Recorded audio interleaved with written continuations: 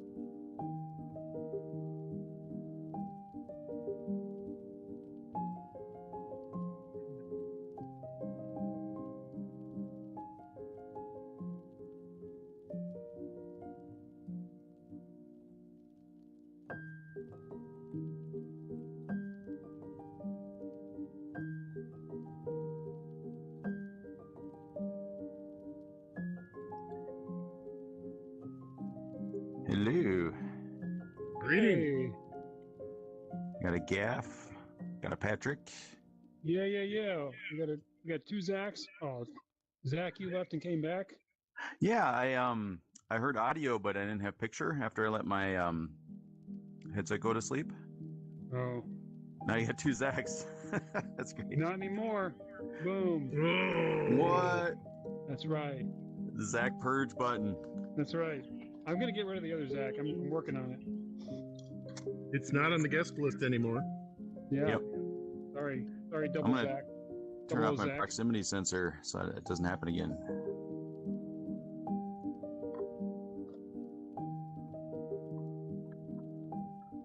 How great would it have been if Oculus shipped a phone app that had all the features in it for developers? Pretty great. Well, I mean, what do you mean? Metabook? I forget. I don't know. So I'm confused. now Oculus.com redirects to store.facebook.com. So they're doing a good job on that rebrand. Is that It's going very well. Is that what they're doing? A good job? Is that right? Yeah. I kid. Move fast. Move fast. Everything but branding. Move fast. I hear Elon Musk is going to buy a Meta. No, why not? Couldn't get worse. No,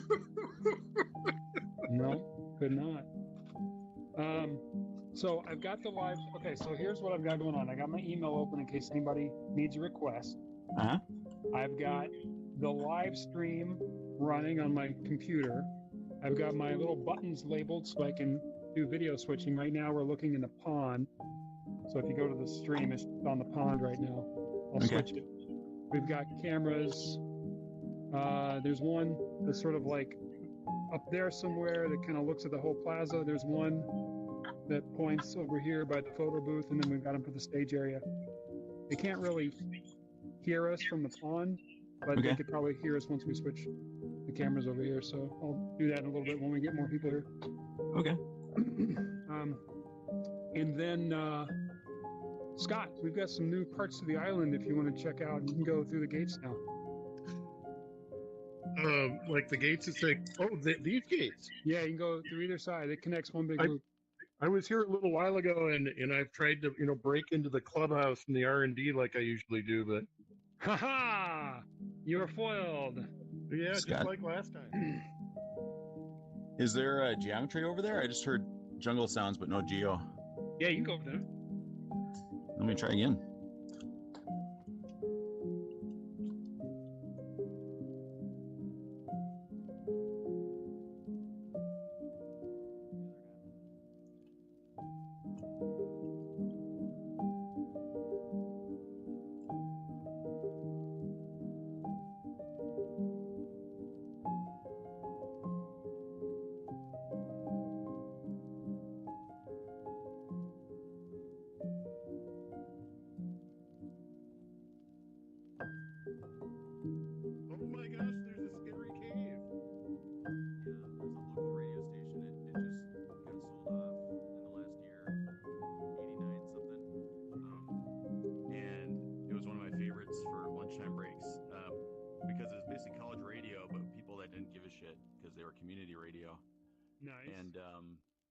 One day on lunch, I got to hear the entire soundtrack from Pirates of the Caribbean: The Ride. Oh, that's awesome. Which, somebody bothered to digitize from tapes.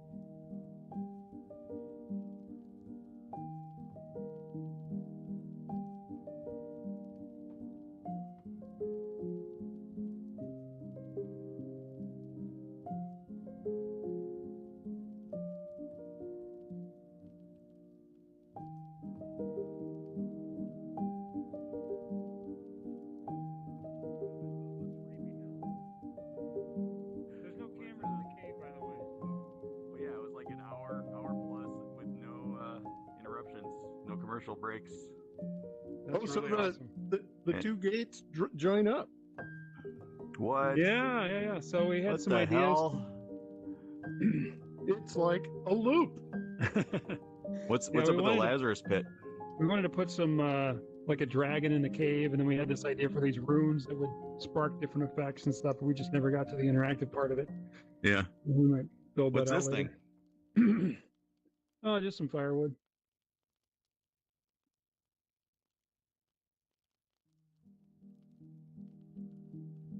You can catch them on fire? Oh my gosh.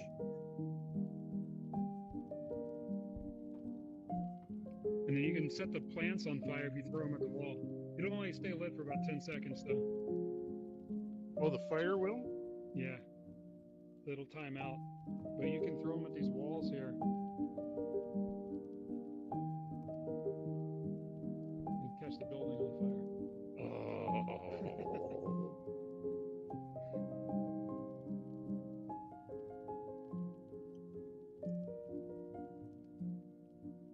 Oh, geez. Hmm.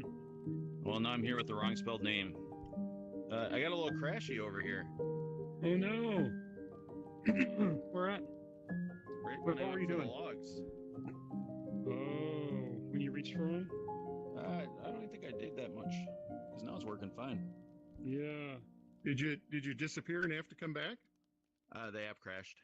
Yeah, there's No, my There's- name's spelled wrong. there's some sort of null. Well, if you want to go out and if you want to spell your name again, I can just clear the board. I suppose. All right. All right. Nothing's happening. Okay, We'll be right back. Clearing the board.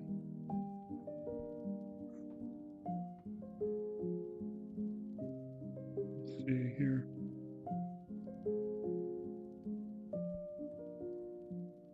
Yeah, we've got a very occasional bug where the first time you reach for something that's interactable, it may or may not crash the app. It's really random. And yeah, just kind of this random thing.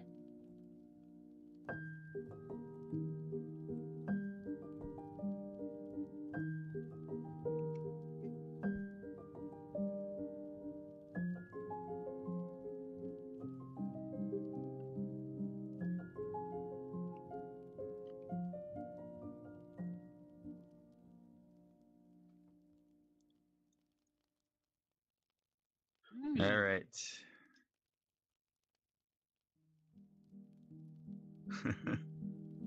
My ability to pick things up has been, I was using the wrong button. Yep. Look at you smooth walking. What's that? You're using the smooth walk. Yeah. Throwing up I'm in a half digging it. hour. What's that? Yeah, it does kind of feel okay. It's very instant. No gradual speed. Hey guys, Hey. I just noticed something funny on the live stream. Uh-oh. What's that? It's working fine, but you can hear everything we say from inside the pond. Well, you know. No drop off for the 2D version in the editor, maybe? Yeah, well, it's a Windows build, but that wouldn't. I mean, that's weird. If it doesn't know the position, the audio API doesn't know the position, maybe. Yeah. Well, the audio is attached to Normcore, so they're all Normcore objects, and they're all in 3D space.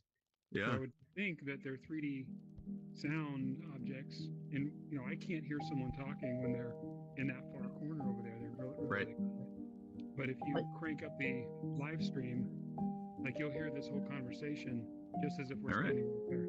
I just went and jumped in the pond and I could hear you guys talking, but softly. Right. So if you go to the live stream, there's like a delay on it, so it's like a 15 or 20 second delay. But if you go there now and wait about 20 seconds, you'll hear me saying all this stuff now, but it's just like I'm standing right next to the camera. Oh. And as far as I know, that's the only audio listener that we have in the scene. Mhm. And it's interesting because when you switch to that camera, you can hear the music in the pond, but when you switch to the other cameras, you cannot hear that music anymore. Oh. So that audio listener is definitely getting kicked on, Yeah. and it's hearing just what's near it. Huh. But anyway, what's up? Do you you have this big shadow before? This one? Yeah. Yeah. Yeah. Well, I like it. Me too. Hi, Brandon. Yeah, the light Hey. mapping is mostly the same, except for we've redone it a few times to account for the new parts of the island. Torches.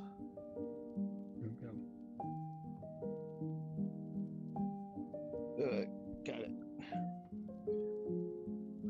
Ooh, look at that stacking.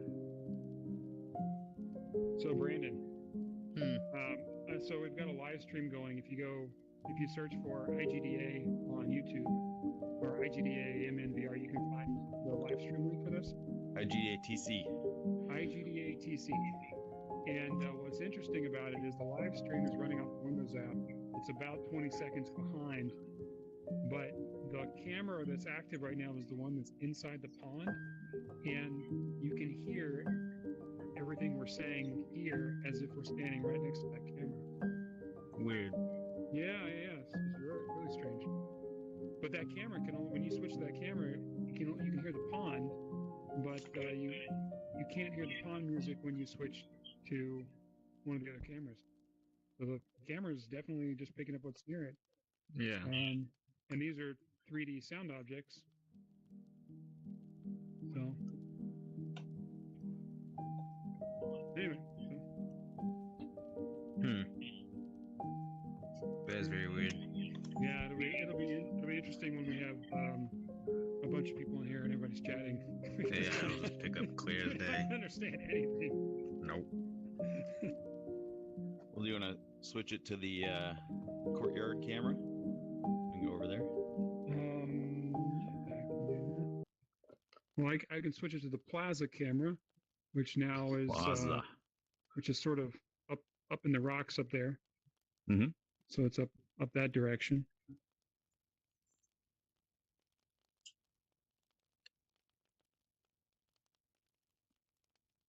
Ooh, there's lots of Brandon. Uh-oh. I crashed earlier. There we go. All better. All better.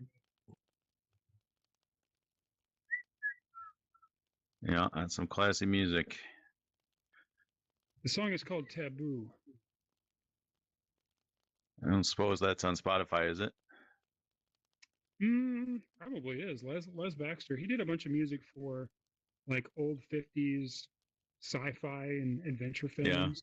Yeah. It sounds really familiar for some reason, but yeah, he was like one of the pioneers of the exotica sound. So it's very heavy on the tiki. Yeah, it sounds like everything at Disney World. Yep. Yep, totally. something Patrick would like. Yeah. Yep. So do you think if they let the raping go back in the Pirates of the Caribbean that Scott the didn't hear what I said about the audio camera. Yeah, pickup. What's that? Yeah, well, the state which of would Florida, be bad. Yeah, bad. Yeah. You think the state of Florida will let them have their money back again? Oh, that's a good point. I'm Wow. convinced. I'm convinced Disney needs to cut some spend off of their books, and this is a win for everybody. Political win and Disney win financially. That's my conspiracy theory. You're like, we're funding a fire department? Well, what if we didn't? What if we they've just been really quiet on it, but I think maybe it's just because they don't really have to say anything. Yeah. The state will be back to ask them to take it over in a couple of years anyway. Yeah. And I bet you it's like in 6 months. No.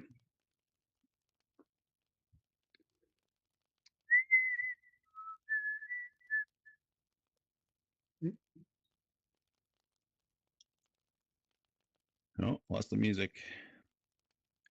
See, that lighting's definitely new.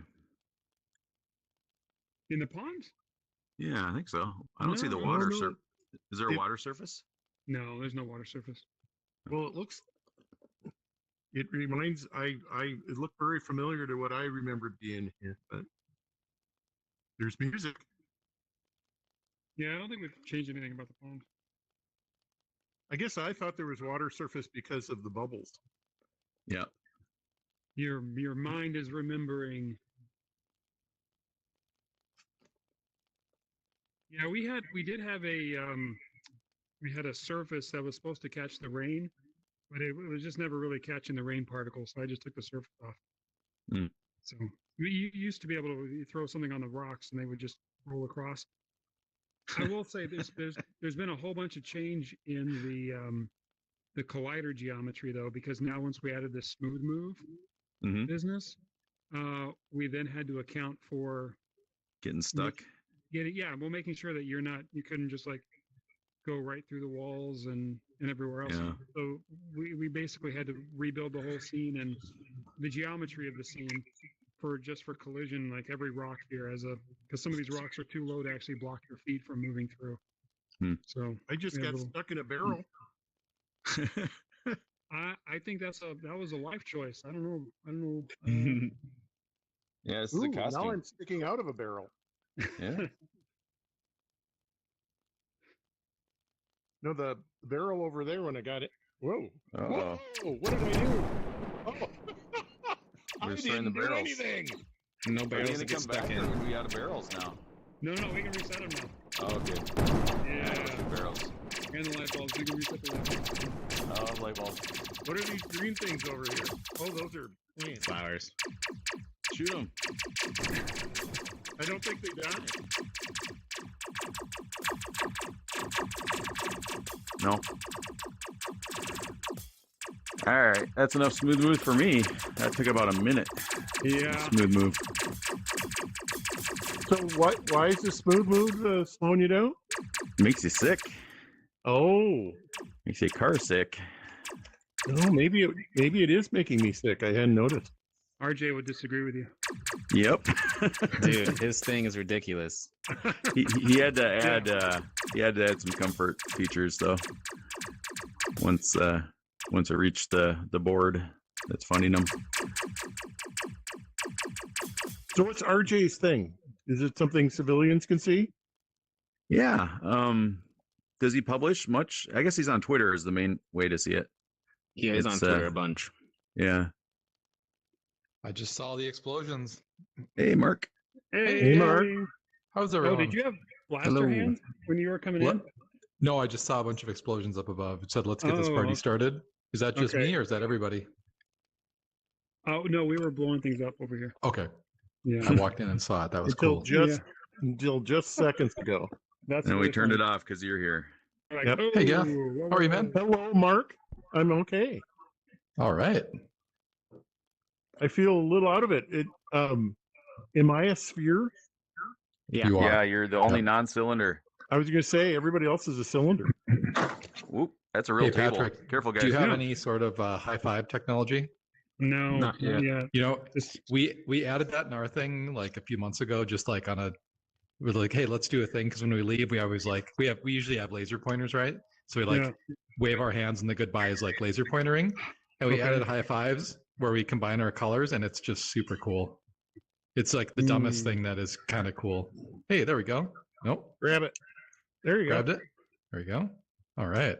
yeah, we So- did talk about doing some sort of Social- interaction or something. It's hard to I find like- something that someone hasn't specifically Done. already done, but Right. you know, at some point it's impossible to do that anyway. Oh, So the Hi, new- Brian. Hello. Hey, it worked. Hello. So the new infinite Hello. bottle is the slow watermelon. Is that? Oh, it's actually stopped. That's not good. Oh, it's not stopped. It's still going. Oh, Slow watermelon. It's going. It's just it's just like a cylinder, or no, it's a capsule collider. So it's Yeah. not, Look at the detail. There's a stem on it. But it's frictionless. It's right. Uh-oh. It's right. Uh-oh. Well, it is a watermelon. Okay. That's true. That's a good point. This has lots of friction on it, so the cone has stuck. Yeah, so I think the cone collider is actually a cube, Oh, that would make That's not good. sense. so you can't roll it.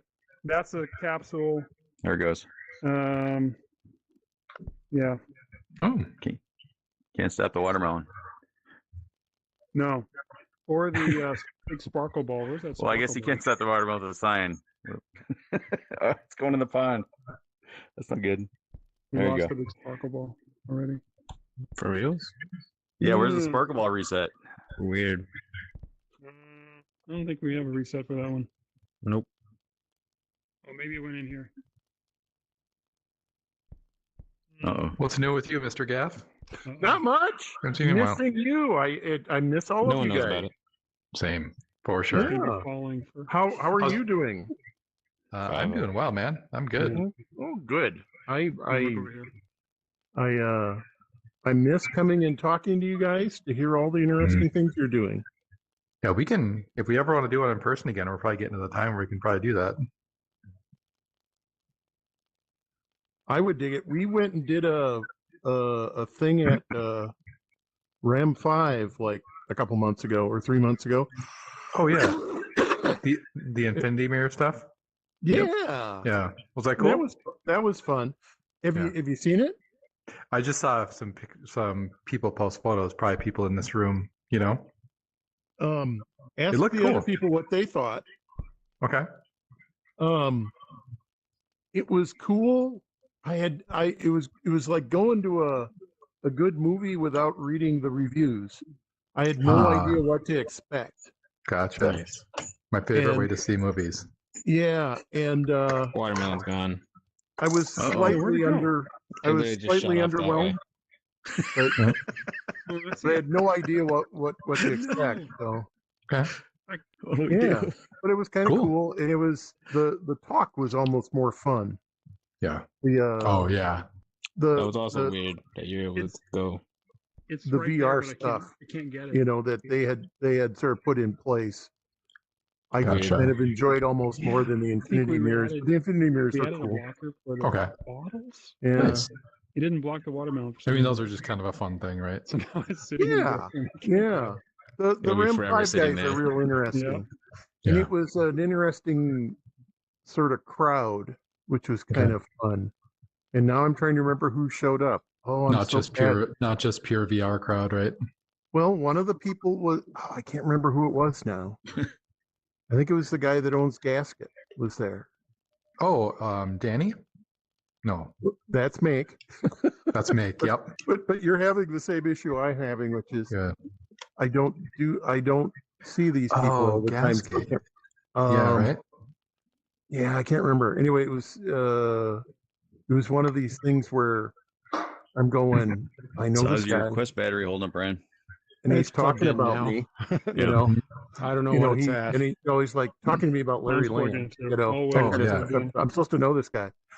And What's and I that? used I'm sorry. Patrick as a I shill. could- You know, I introduced him Yeah, to mine's all- Patrick mine's so he'd plugged in, introduce too. himself.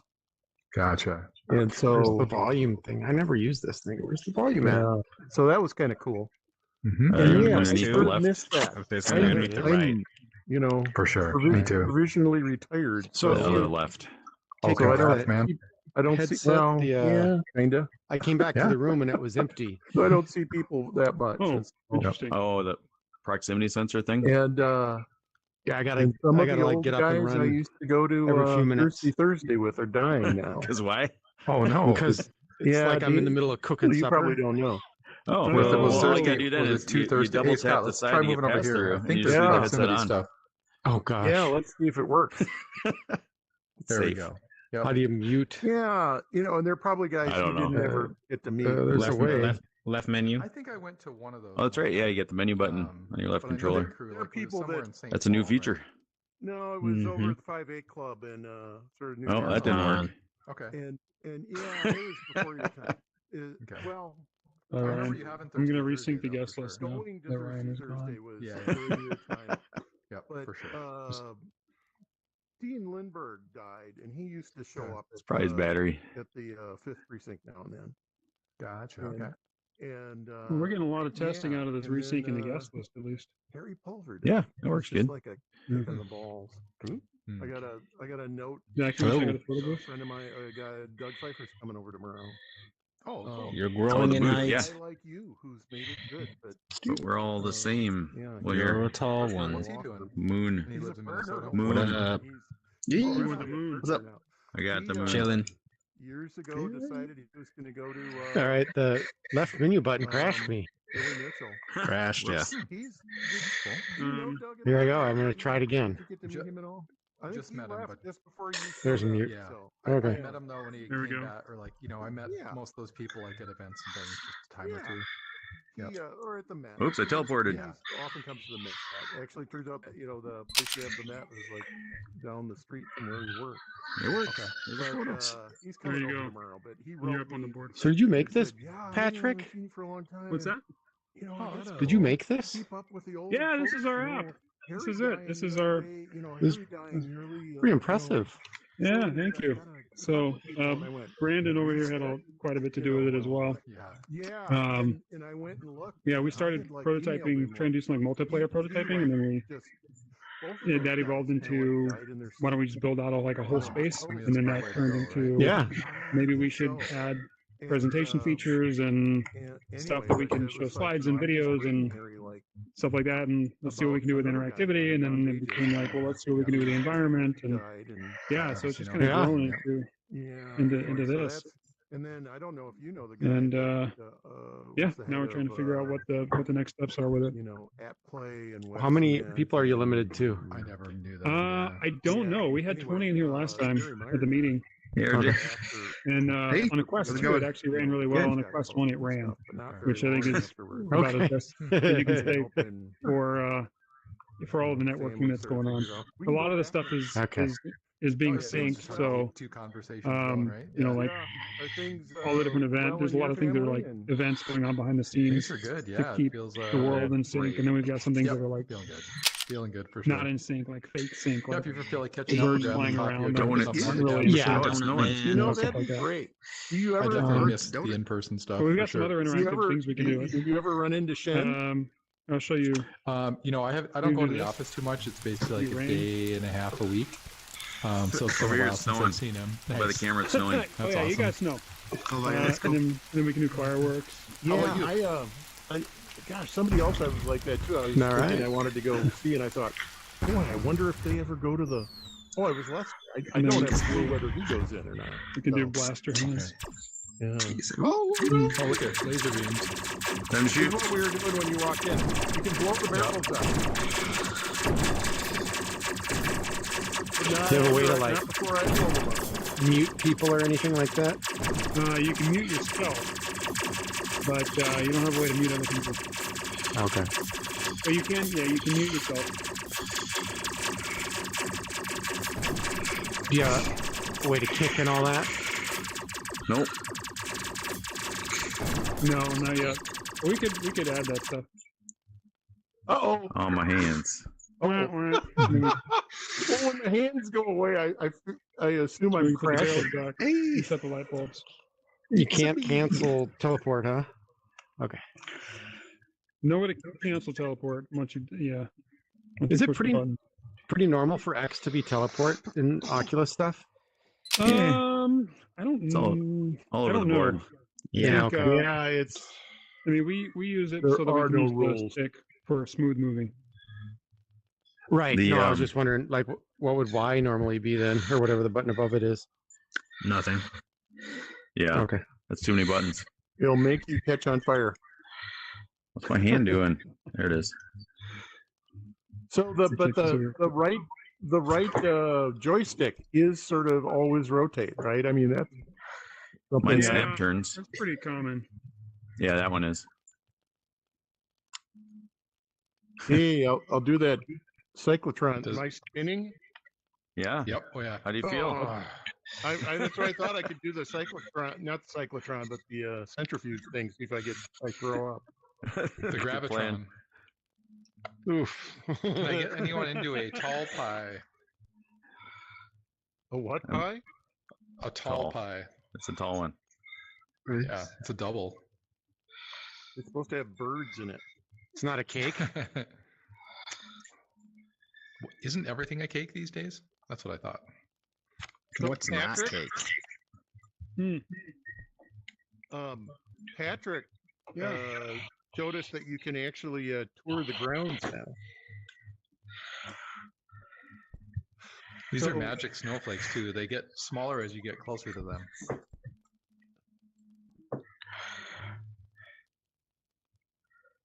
Which is kind of cool. Yeah. That's pretty normal for Particle systems. Oh, that. Yeah. You mean pretty magical? Huh? Yeah, magical. The particle systems Pretty are magical. You programmed something way cool. I knew Merlin. So you can show videos and stuff. You can share your desktop or what? So we've got an admin panel, portal, web portal that David Mann built for us, where we can upload slides and we can upload videos. And so we've got a presenter panel we can pull up that'll let us call up videos. So all the slides stream from the web and the videos will stream from the web too. God, the rotate is so fast. Yeah. You can just 3, tap 2, 1. it. Turns. Yeah, I just tap it.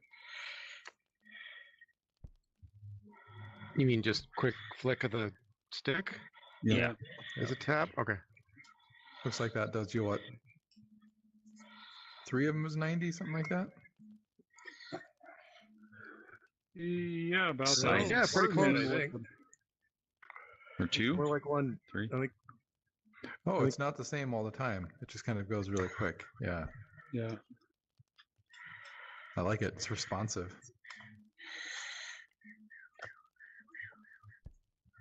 Yeah, I'm trying to just adjust like 3 degrees. That's not going to happen. Oh, that's. I'll just turn You my. need a spinny chair.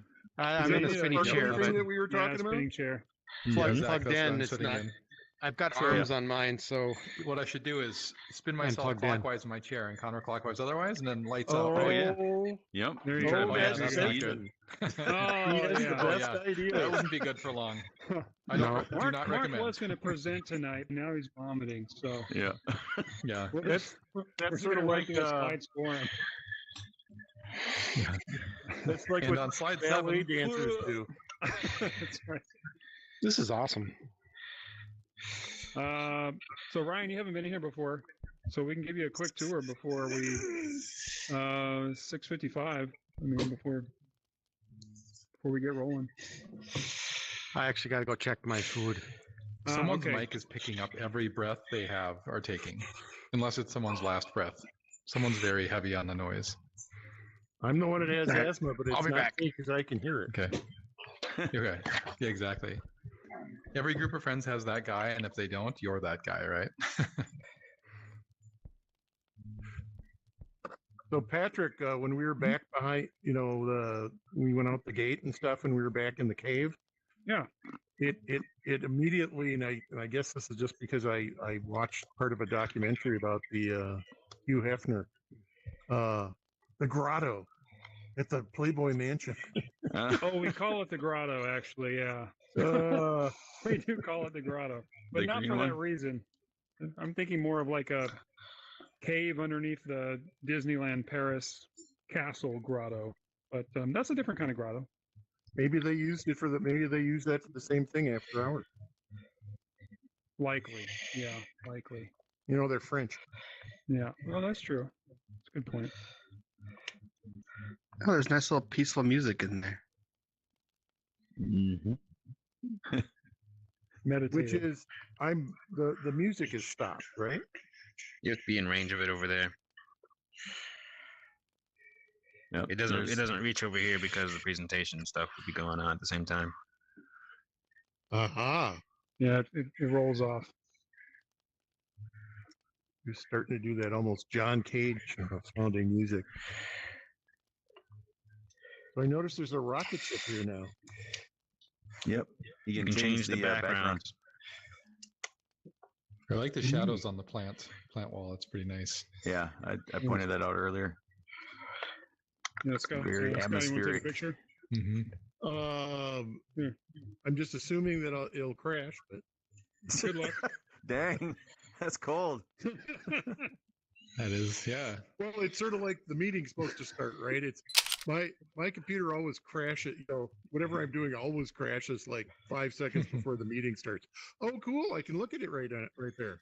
Yeah, And it's so up on the all big these- screen. You're all these famous. photos will be saved on your device unless you disable Donut it in the face. options. Sweet. So it'll be in your screenshots folder on your Quest.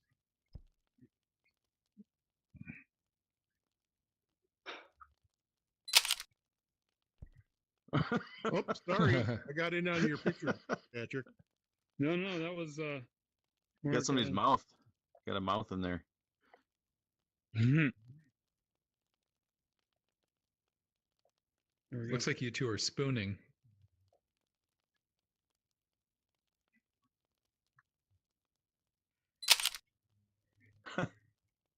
Nice. Oh, I think I accidentally hopped in front of the photo there. Nice. That looks good.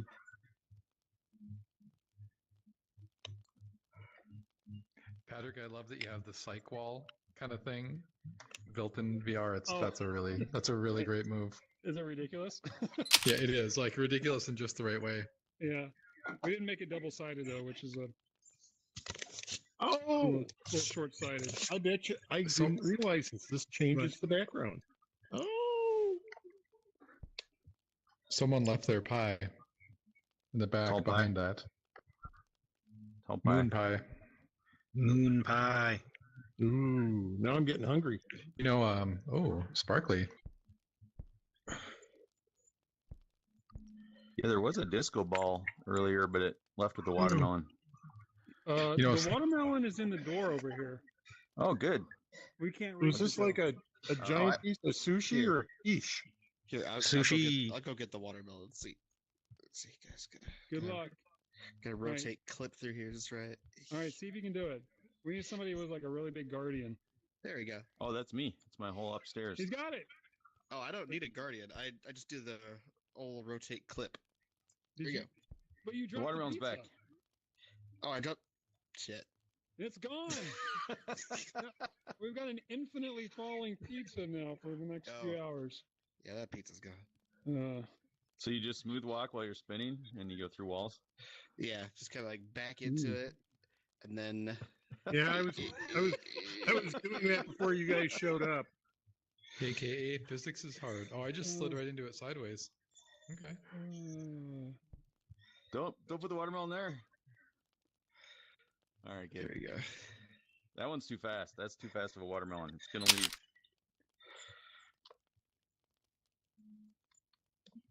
Catch it. Oh, good. Patrick, I love the physics stuff though. I was at this game company around like 2000 to 2002, and we Yeah. wrote a whole game engine from scratch, including the physics engine. And we had these like God. walls that, don't recommend it. These walls that you could shoot, and everything would settle, and all of a sudden one piece would go whoop and just disappear off into infinity. Right? So, hate it so much. I know why, but a lot of respect. Physics is hard. Yeah. Well. And we found that multiplayer physics is Oh, way harder for sure. is Impossible. ridiculous. Yeah, it's just ridiculous. Yeah. Yeah, It's it's a- some funky business. It absolutely is. Well, yeah, I mean, Yep. it's hilarious. That's why I think the Walkabout mini golf. Have you played that at all? I haven't played it. No, I can't believe Oh. I haven't played it. Let's go I do can't that think of right it after either. the meeting. Yeah, Yeah. yeah. I The know cool thing about looks- it is it's so simple, but it's like multiplayer physics, but only one person has physics at any time. So there's Okay. no issue at all. And you get Oh. you're delayed by like a second behind what happens because it runs the sim, shares the data, and then you get the same thing, which is cool. It's just Okay. a genius application of that, I would say. Really Yeah. good. And Right. it's clear they're not using normal polygons. They got curved Yep. surfaces and Mhm.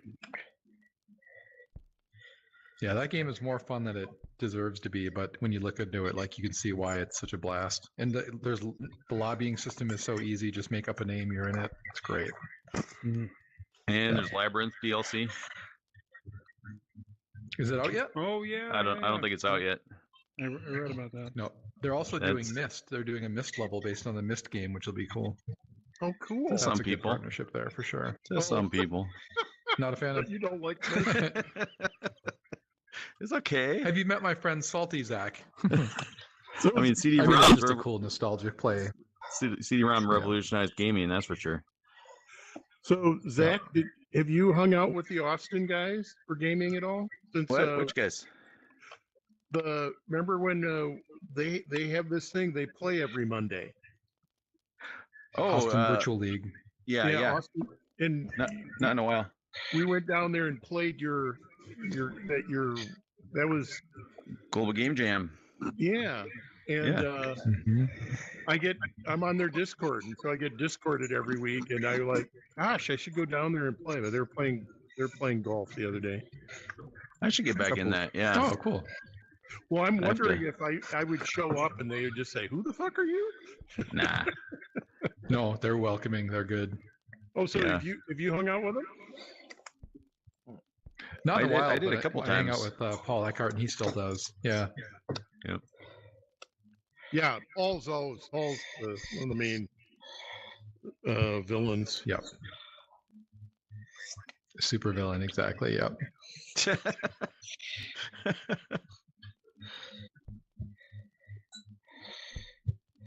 I'm trying to Patrick, I remember. gotta say, it is super cool that you've opened this up for everybody to hop into. This is just super rad, man. Oh, It's still Patrick, this is crazy just how so hard this is in VR. You know, Yeah. it's wild. Yeah, it's we have learned a lot of stuff. Yeah, that's the way to learn is by doing, right? Yep. Yeah, and then getting a bunch of jokers in here to try to break everything is the only way you can. You know what's funny? When I had set my name to null, I didn't hear my name, and I wonder if it just saw the string as null and didn't read it. But I heard my name Mark tonight, so that's pretty Okay. cool. So here's the thing about the names. Okay. Yeah. So I already knew who was going to be here. Yep. So we just do a string compare for all of your usernames. Oh, funny. That's awesome. That's great. Cheater. We had RJ does VR as one of the strings. We had Mr. Gaff. I Yep. think Gaff is one of them. That was super cool. Mark is spelled different ways. Yep. Yeah, I just looked through a screenshot of the people who came to the meeting last time, and Oh, that's awesing. I love it. yeah, That's You great. should mint those as NFTs and then step 3 Yeah. success. Rich. I know. There we go. There we go. Yeah, you just We buy can- them yourself to drive the price up, and then you're rich. Well, that's there you go. There you go. Then I can sell them to somebody else for slightly less, and they're getting a great deal. Everybody wins. Everybody wins. I Well, like this especially slow. me. Yeah. I like this slow cinematic camera pan you can do here, just like very slow. Yeah, it's nice. Oh, look at there we go. I like the sparkles. Brandon's got he's jets. got- It's a good move right there. He's got So, Mark, double. the other thing we've got going that you can't see is that we have a live view camera system set up now. Okay. So I've got a Windows happening with the view into the world, and I've got my keyboard set up as a switcher. So Oh, on the cool. YouTube streaming, right now we've got a camera that's kind of up in the there. Yep. And then I can switch it over to photo booth camera, which is sort of over there somewhere, over that Oh, cool. direction. So you've got some pre-set up cameras you can just kind of move around between. Yeah, and then when we go to the stage, I've got a couple of cameras I can switch on the stage that'll just focus on the stage and the presenter Oh, that's super cool. for all for the YouTube stream.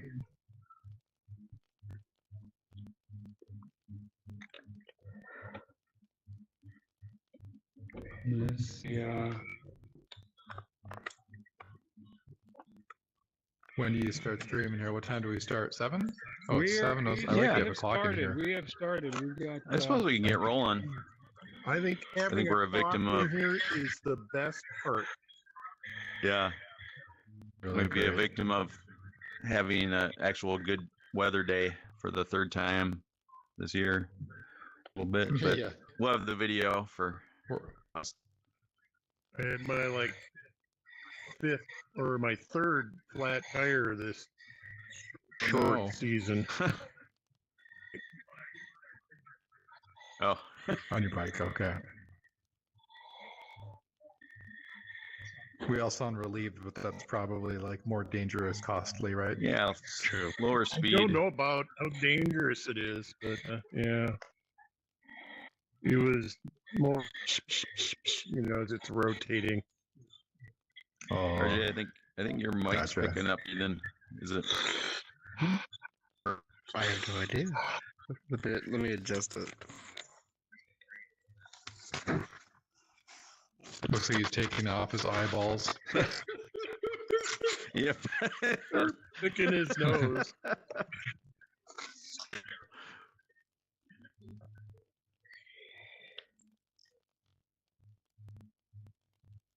We All right, can't well, maybe we hear can just you. get rolling. See. We'll get the. Let's see here. Let's switch off the.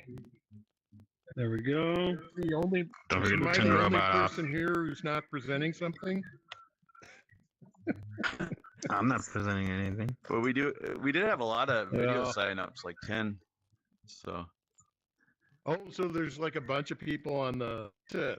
yeah, it looks like there's 7 watching. Oh, cool. Yeah. Nice. So we'll have the Yep. video. But yeah, I bet Well, you that it's a weather thing. So gosh, all right. it is nice outside still. We come inside and look at YouTube and put on your VR headsets. Which ignore the I'm gonna- sunshine. Exactly. Which I'm gonna do something that Not yet. I'm gonna plug my cable in before I forget. All right. Well, welcome to the IGDA Twin Cities chapter of our monthly, and we're meeting here in PuzzleFox Park. Anytime we've been in here, it's a custom Quest app that has all these great social features that will let us do a lot more complex stuff. Patrick, do you want to? Yeah, let me jump on here real quick.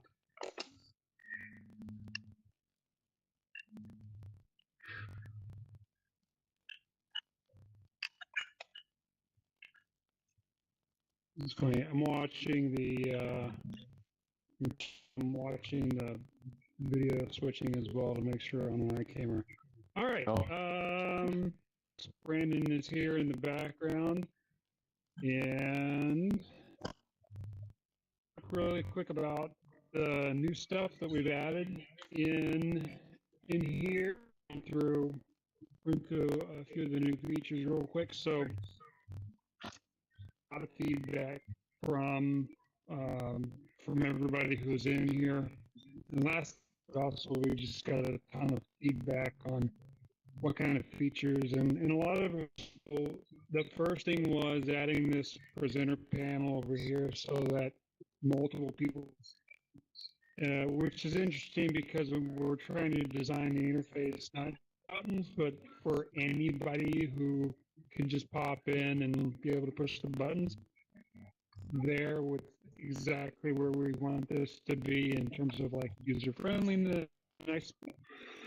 You have a preview of what you're seeing up there on how many slides we have. We can switch video. And the videos are all streaming from the web now, so instead of having to bake them into the backup for the last meeting, they're all who does all of our back-end web stuff. You just load slides into and video links, and then they just pop up as all of the login system and the registration system. We now have the ability on the back end to create and post code, which is what I have, so I can make it rain, and then a guest code. And those guests sign in. So when you first enter the onboarding pod that you're in, actually connected to the network yet at all, you're completely offline. We ever publish this to like the broader public that the only people who can get into the app and would be people who actually have a code for an event that they've backend has been reworked in terms of like how we onboard people into the app. The in-app guest menu, so this is a new thing, is you get to do it through the Oculus menu, like yourself through the Oculus menu as well. So now you can hit the left, you can adjust your height up and down, which I think everybody has already tried. And And what's interesting about that is you get a little red mute. So Brandon has a red mute thing above his now.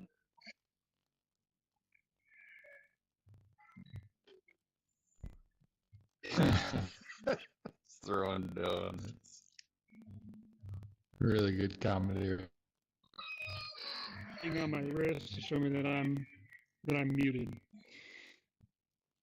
The user menu, we have the photo booth,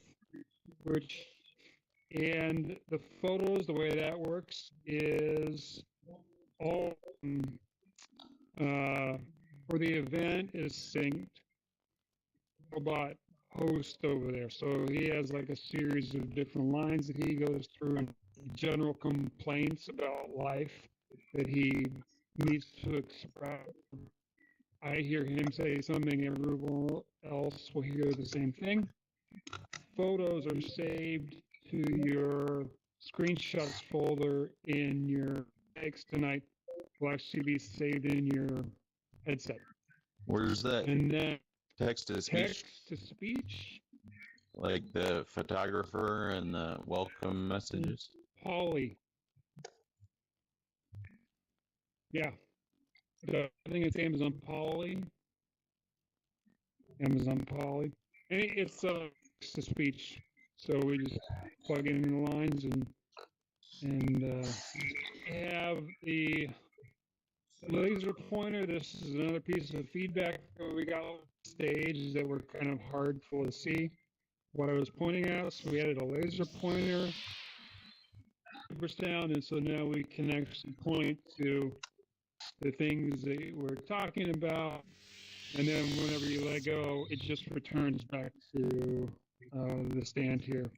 And then we also have new areas to explore. I think everyone here, you couldn't really go past the gates on the opposite side of the courtyard here. You could only fire area over here with some ocean sounds. So it's like you're listening to the ocean. Auto when there was cool slimy music and or slime, some interactive stuff in there later. All right, and then so I do have a plug tonight, so I just want to mention this really quickly. This is about a week ago, I was invited to do a live streaming web chat about and talk about the projects that we had done and where I think the future is going, and then just all this cool stuff that we get to play with all the time. And this was through VDPA organization and Already Business Solutions, which is like a tech-focused business consultant. I got to be their featured presenter, and it was really a cool opportunity. And so there's a link on Vimeo if anybody wants to check it out after that. And that's all I got, and I will... Another plug before RJ. Okay. Oh, I'm too tall. I'm too tall now. Hang on. Take out a couple of vertebrae. Yep. So I'm gonna showed up in our local Slack here week or two back, and he showed up. This is me the video and talk after. Designed for both commercial venues and in-home use. This is not just another projector system. Normally you use something like this for video games, but we don't need one of these because we have these, and this is all the input you need. Based upon TableBrain's smart recognition system, it immediately knows the location it's an AR and pool identification table of all the balls and passes that to the console over 100 times per second. Let's take a look at how it works. Users use their smartphone and enter the code that's displayed on the table. TableBrains offers dozens of different drills with hundreds of levels and thousands of different shots. There's everything from cue ball control, wagon wheel for break shots, stunt shots, follow shots, stop shots, draw shots, ball making drills, snorkel drills, the list goes on and on. This is an example of one of our drills called Control that refines your cue ball control. You follow the on-table instructions, place the object ball in the circle. Notice that the smart recognition system immediately recognizes the ball is in there and moves you to the next step. So we're going to go ahead and put the cue ball there. The goal here is to pocket the 9 ball and leave the cue ball in the circle here.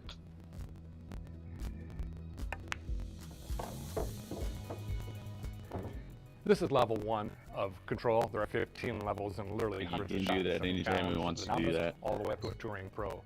We even have games for kids, or if you're a commercial venue operator. It could be for date night, things that don't require a pool cue to use. We have games like Cupcake Chaos, Dinosaur Chase. How about level 0? Yeah, exactly. Let's take a look at it. So David and I went bees, over please, to it's check the it blue out, against the maroon. and we couldn't And the kids roll the complete the balls task. over so the he bees just to got collect frustrated points. and picked up the, just like put it in the circle for us. All the while they're learning about tangent lines, they're learning about rail shots, they're learning about angles. So they're having a lot of fun while they're actually playing the game. Let's talk about some more things you can do with the table brain system. Have you ever wanted to take a picture of the table, especially if you're trying to do a hard run out and you want to be able to recreate the table? Well, you click this button here and it takes a picture of the table. Once you've taken pictures, they're available in the My Photos section. From here you can download them, send them to friends, or this little eyeball picture here, I can click on that and recreate the table exactly how it was so I can continue practicing. And then we also have the ability to stream. So if you click on the stream button, it will copy the stream URL to your clipboard. You share that with your friends and family via text message. Now your friends and family can watch you play leagues or tournaments or just practice like this. So live streaming is great, and your friends and family can watch you play in leagues and tournaments. But we're also using this technology for something we call remote learning. We're building out a network of professional teachers around the world that can help you get better. Let's look at how that works. So it looks like I left myself in a pickle here. Let me ask my remote instructor, Matt, for some help. Hey, Matt, you seeing this? Yeah, I'm here. Cool. Any suggestions? So what you're going to want to do is end up right about here, but the natural tangent line is going to bring you not quite there. So you're going to have to cheat the pocket a little bit to the right and with left hand spin to bring yourself right around to that spot.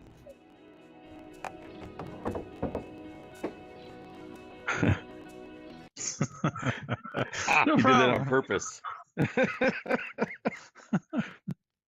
So yeah, Paul was a champion level player in college, and he just showed up because he's actually looking for some kind of game dev and design help. So he's made this entire thing. It's installed way up north. Yeah, where? I'll look it up. Okay. I'll look it up. Patrick, do you remember? It was the opposite north corner from you, but you're muted. But David and I drove up there just to check it out, and it is really impressive. Say again? Why are you muting so much? What are you doing? Oh, it's because I'm checking the video of the live stream too. That's the second one. It's the new install at Shooters in Burnsville. This one's in the northwest quadrant. I forget. So I'm hoping to do a field trip out there to Burnsville. The particular place that got installed first is this kind of, I guess, the DECA for pool players. And essentially every single night it's full. So there's no chance of holding a meeting there. But Shooters in Burnsville tables and more space. But yeah, so he's looking for a developer that's got game and design experience. The wrinkle is this is much all in JavaScript. So a lot of what you see there is actually just like a web page rendered through a projector onto the pool table. So it's kind of a unique set of he's looking for, somebody that can do design and game stuff in JavaScript essentially. So wanted to get the word out here, and if you got some other ideas for other groups, local groups that might be able to help them, let us know. But it's also super cool, like just popped up out of nowhere, and to see it in person's magic, because of course no headsets, no nothing. You're just standing there and you're watching the cameras track the pool balls in real time, and not a trivial problem because they're not always facing upwards. They're not showing their numbers all the time. Pool balls come in a couple different color sets. He's a config file for that. Really cool stuff. So we'll definitely hear more about that. But if you know anybody that has that weird skill set of, real-time game dev plus JavaScript, that's what he's looking for. And he doesn't have a VR headset. That's why he's not here. Gotcha. That's cool. So yeah, we'll get back to the slides, and we'll put RJ up here first, if you're live back there. Awesome. And you're muted still. As I'm sure you know. There we go. All right. My apologies. I'm going to probably keep accidentally sliding off to the side because the really horrible controller drift on my Quest 2. Like really, really bad. See, that's just me letting go of the joystick. Just do. Yep. All right. Anyways, all right. So you guys can hear me all right? Yep. Yep. Yeah. All right. I'm here to talk about the Vive Flow, which is a headset that was released by HTC in like late fall of last year.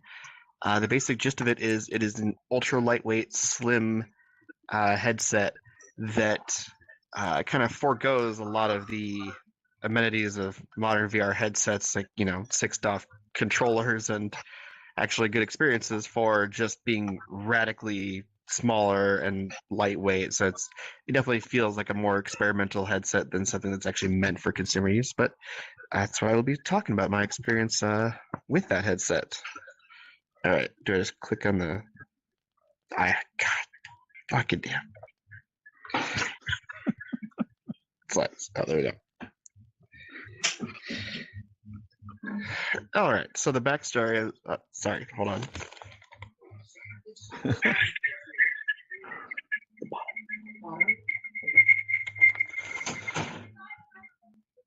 Sorry. All right. Okay. Of course, it just keeps going. No.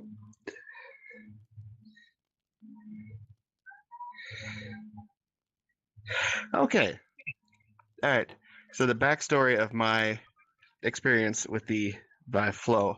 So last year, in the late spring, early summer, I developed a VR 1v1 card game similar to like Hearthstone or Magic the Gathering. And it was really simple. I built it out in a month. It was just sort of a fun personal project. But my ulterior motive behind it was I knew that both HTC and Pico Interactive were both looking around that time for content for headsets that they were either releasing that year or that had already released and they just needed some more titles for them. So I wanted something that I had done recently to be complete so that I could offer it to them and, get a nice porting fee from them to get on their headsets. So that was the idea behind Contra Cards. And it worked. I got a hold of HTC and they wanted it for their Focus 3 headset, which is what that is. And that is a headset you'll hear a little bit more about later, but let's just say for now it is much nicer than the Flow as far as like it's got the horsepower, it's very comfortable. It's definitely something you'd expect more like out of a modern headset than the Flow is. Now, how that led to the Flow was with the fast turnaround time I had of the port for Contra Cards for the Focus 3, HTC was really impressed with that. And so they reached out to me and they said, hey, we've got a project that's going to be on an extremely short deadline. And based on how fast you did that port, we were wondering if you could develop a brand new title from the ground up for a new headset that we have coming out this year. And I told them, yeah, that sounds really interesting. And they told me, all right, we'll let you know more about it later this year when we have more of the specs like down for this headset. But we're probably going to try like, hand tracking and stuff like that. And I was like, all right, that sounds cool. Well, they ended up getting to me in like 3 weeks before the official announcement of the Vive Flow. Oh, and they were like, yeah, okay, we just got everything finalized. Like 3 weeks before the announcement is when they had the specs and the input finalized for this thing. And they had no content whatsoever. So they said, yeah, we're looking for a game. And so I told them, I was like, all right, well, with my experience with, games like Contra Cards or action games like Hard Light Blade, like little sword fighting games, I told them, yeah, I can come up with something. They're like, no. We got word from above that this is going to be a wellness and meditation focused VR headset. We want something along that lines.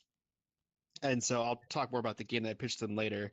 But I pitched them a game. I was like, all right, I can whip up something for you along that lines, even though it's not really my forte.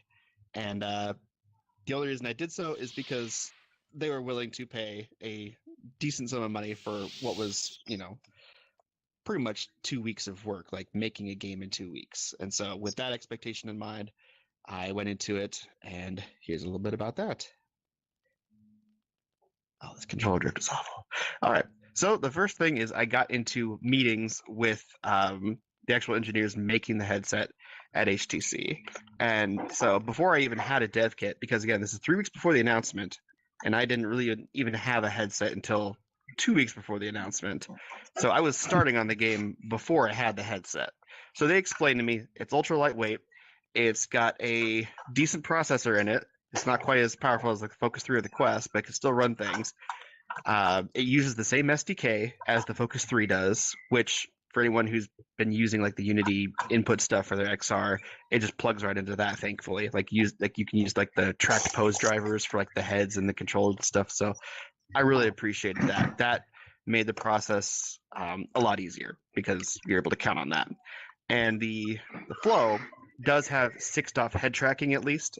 So when I went into designing this game, I at least had that in mind. Like this is all stuff they were telling me in these meetings, and yeah, we were having these meetings like every like few days because they were still figuring things out. The two weird caveats of this headset, if you were not completely aware of it yet, is it does not have its own main onboard battery, which is why it has this little connector here. So all the processing of the graphics and the game itself is done on the headset, but it doesn't have its own real battery. So the cord is actually connected to a phone, and it uses your phone as the battery for the headset. And that is it. It does not use your phone for processing, which, especially based on their marketing and like what you'd assume from seeing that cord, kind of goes against expectations. But it does use your phone for input through Bluetooth. So it doesn't need to be physically connected to your phone to use your phone for input, but that's kind of their ideal use case is it connects to your phone to use it as a battery, and you use their app at the same time connected to Bluetooth to the headset as a controller. And what I mean by that is I mean a throwback like 3-DoF controller, no 6-DoF tracking of the phone itself. In those early meetings, they told me that they actually had like one of the old Focus 1 controllers packaged with the headset first, and they were going to ship it out with that. But what they told me is that technology, their manufacturing, hadn't evolved since the Focus 1 on their 3-DoF controllers and the IMUs that they used. So they had some higher up engineers basically say, hey, let's just make people use their phones because those have better IMUs in them. Even the cheap Android phones these days have better IMUs in them than our Focus 1 controller had. And they thought that was a really genius idea. Now, from what I saw the developer forums, a lot of people did not like this. Using a phone for a 3-DoF input is a little unwieldy, especially because of how varying like the width and the size and the comfort of the edges of a phone could be. But they stuck with that. And it can use any Android phone. The reason there's a sad apple here is because you cannot use iPhone with this headset at all. You can't plug it in and use it as a battery. You can't use it for input. If you are iPhone only, this headset's not for you. You literally can't use it. It needs to have an Android. Now, early on their website when they first announced it, they had a list of Android phones that it was compatible with, and it was, not a very large list, and people were confused. Well, they had that because it has a feature where you can kind of cast, like Chromecast, like cast the screen of your Android phone into a giant virtual screen in the headset, which is a really neat feature, but it's limited to the number of phones it can use. However, everything else you can do with the headset, like using the phone as a controller or as a battery, that can be done with literally any Android phone. So by telling consumers that they were limited by what phones they could use with this, they were shooting themselves in the foot because you could use literally any Android phone with this thing. But they put out this list saying, oh no, you have to have like this select list of, fairly modern Android phones. So, anyone in here who's had experience or even followed HTC slightly closely, they know that they don't have the greatest business decision-making skills all the time. But I digress. Sad apple because can't use iPhone.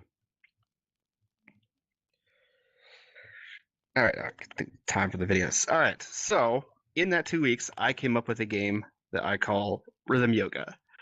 So again, this is made 2 weeks. It was a really simple game that basically, if it loads, oh, do I have to hit play?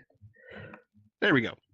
All right, so I knew that I at least have the controller for like selecting songs and stuff like that. So what Rhythm Yoga lets you do is it gives you basically 15 preloaded, free Kevin MacLeod songs, and then you can also use any of your own music that you load onto the headset, any MP3s, and then basically you do a very simple Beat Saber-esque rhythm game with yoga. So with those 6-off head tracking, I knew you could at least vaguely mimic the positions of the trainer. And so what I have is it randomizes the set of positions you go in. It starts off with a warm-up and then goes into these main kind of core poses. And so I even put a little thing in there that says, if you pick a song that's between like 3 to 4 minutes, that's usually perfect for like a really quick, completely unprofessional yoga workout. And when I pitched that to HTC, they loved it. So that's why they paid to have that made specifically for that headset. Technically, it's available on App Lab for the Quest because it was really easy to just literally switch out that part of the SDK. This part, HTC is not entirely aware of. I was a little rebellious, and I did sneak a little violent rhythm game in there. If you do try the game out for whatever reason, again, it was made in 2 weeks, you can turn around in the menu, and there's a secret level after you select the song that instead of hitting notes with your head, it sends those little guys running at you that you can slice up to the rhythm of the music instead.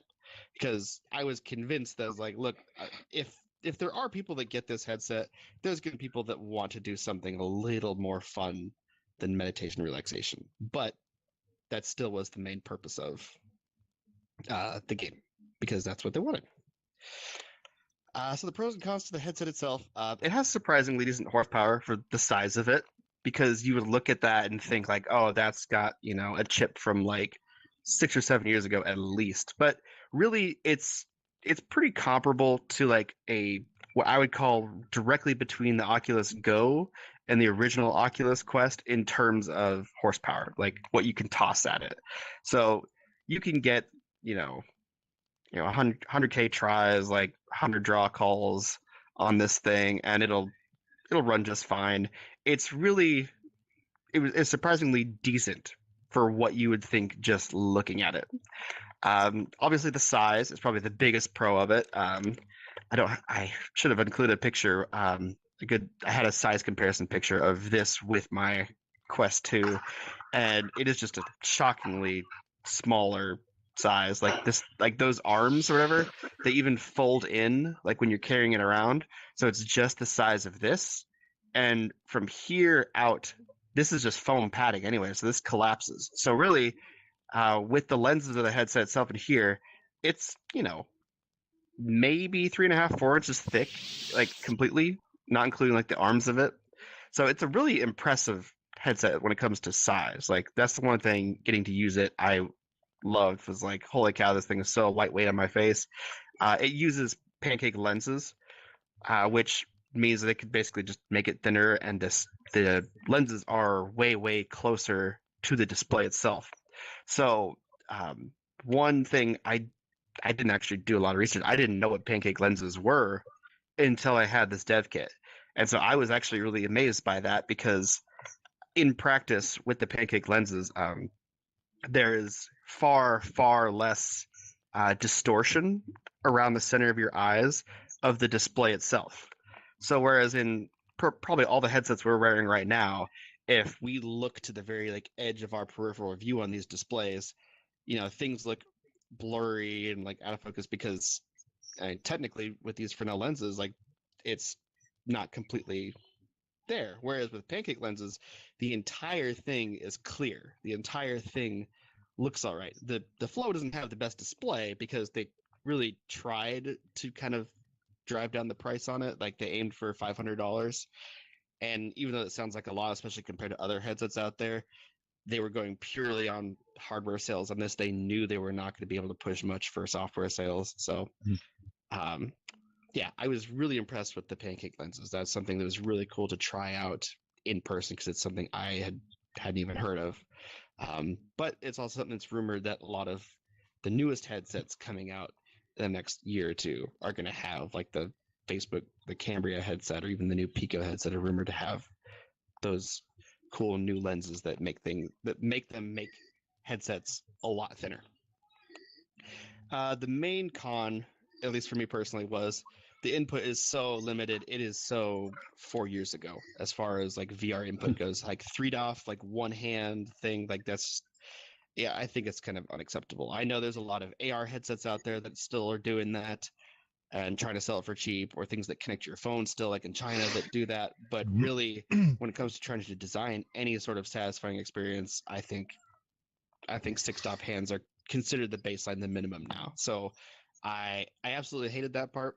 I did what I could with like the 6-stop head movement because I liked that part, but really the input just feels so painfully outdated when you're using this headset.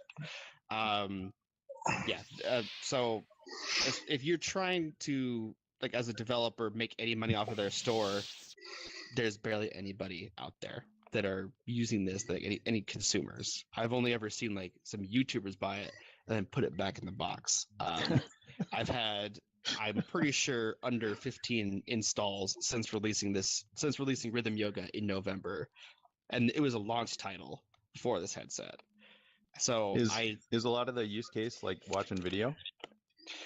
That's what you would think, but really the way they pushed it is they pushed it with a set of meditation apps, either from other developers that they specifically procured or some of their own.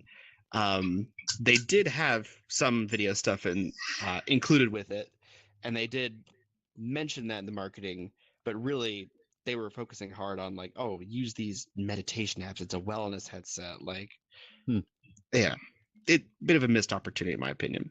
As far as like the battery situation, the fact it doesn't have an onboard battery goes, I said that it landed between pro and con, because I think it's actually really neat because it basically lets you offload the weight of the battery of the headset however you want to.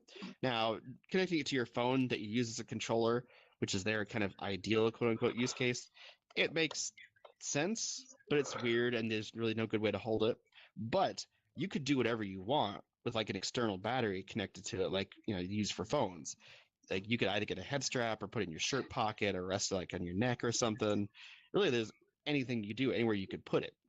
Now, and you can hot swap it too. The headset itself has a very, very tiny kind of internal battery that lasts for like maybe 60 seconds. As soon as you unplug it from a power source, it comes up with a warning saying, no power source, I'm going to power off in like 60 seconds. So it gives you time to like swap it out with like another external battery or something. But, you know, that's in the case that you'd ever actually use this headset from, you know, 100% to zero. Because honestly, when I was using it and testing it, it seemed to do okay. Like it wouldn't drain my phone battery too fast. They included like an Android phone for like development, like a really cheap one that they made. And even with that really cheap Android phone battery, it really wasn't draining it too horribly when I was connected to it. So I think it's a neat idea. And I think, but I think what they did with the Focus 3, which again, you'll see more about that later during another talk. I think the Focus 3 has a more graceful solution for stuff like that. As far as comfort goes, it wins in comfort for being so lightweight and small on your face. Like, honestly, for anyone who's used a Magic Leap, it's very similar to that as far as like face feel goes. Like, there's something on your face that feels like it's unnatural, but it doesn't feel like, you know, a VR headset. Like, it doesn't feel like a pair of ski goggles with like, you know, some weights on the top of them. Like, it feels like you could sit there comfortably on your couch like they show in their marketing, their ads, for, you know, 30 minutes to an hour, just chilling, watching something, doing some, you know, meditation or whatever. So that leads me to my final thoughts on it. Yeah, I think it was massively wasted potential. It was definitely somewhat of a concept headset. Like, they told me straight up that their higher ups, their execs, had no idea what to do with this for like at least a year. Like, maybe some of you guys remember seeing a rumored headset, the Vive Proton, that's what this headset is. This was that rumored Proton headset. And so there was multiple different phases that headset went through. At one point, it had something like the Focus 3. It had the hot swappable battery on the back, and it had a decent horsepower on it, but they couldn't figure out how to put good tracking cameras on it. Like, it went through a lot of iterations, and they couldn't figure out how or where they wanted to market it. So what they landed on, the Vive Flow, I think is just massively wasted potential in this hardware. In my opinion, the best thing they could have done is, instead of trying to mess with phones at all, I think this would have been an amazing headset to gear towards PC users, actually. I think this headset could have been great if you just plugged it into your computer and it gave you a virtual desktop, and that was it. With the lightweight of the headset itself, how nice and clear the pancake lenses were, all they probably would have needed done is beefed up the display just a little bit resolution-wise, and they could have had an amazing, just on-the-go virtual monitor. I think that's the strongest use case for the Vive Flow. And I know there's some people who have hacked it to do something like that, but yeah, something like virtual desktop would have been amazing. And I think from day one should have been the focus of this headset, not trying to do like traditional VR experiences or wellness and meditation or on-the-go stuff. I think it would have gone amazingly with people who wanted to do something with like virtual desktops in VR, like being able to have, infinite screens in front of you with different tabs and stuff like that. That would have been the strongest use case for this headset. As far as using the headset goes, it did give me an interesting idea of what future headsets are going to be like. Like I said, the pancake lenses were super cool, and I could definitely see other headsets like that in the future having that and taking advantage of those lenses a lot better than the Flow did.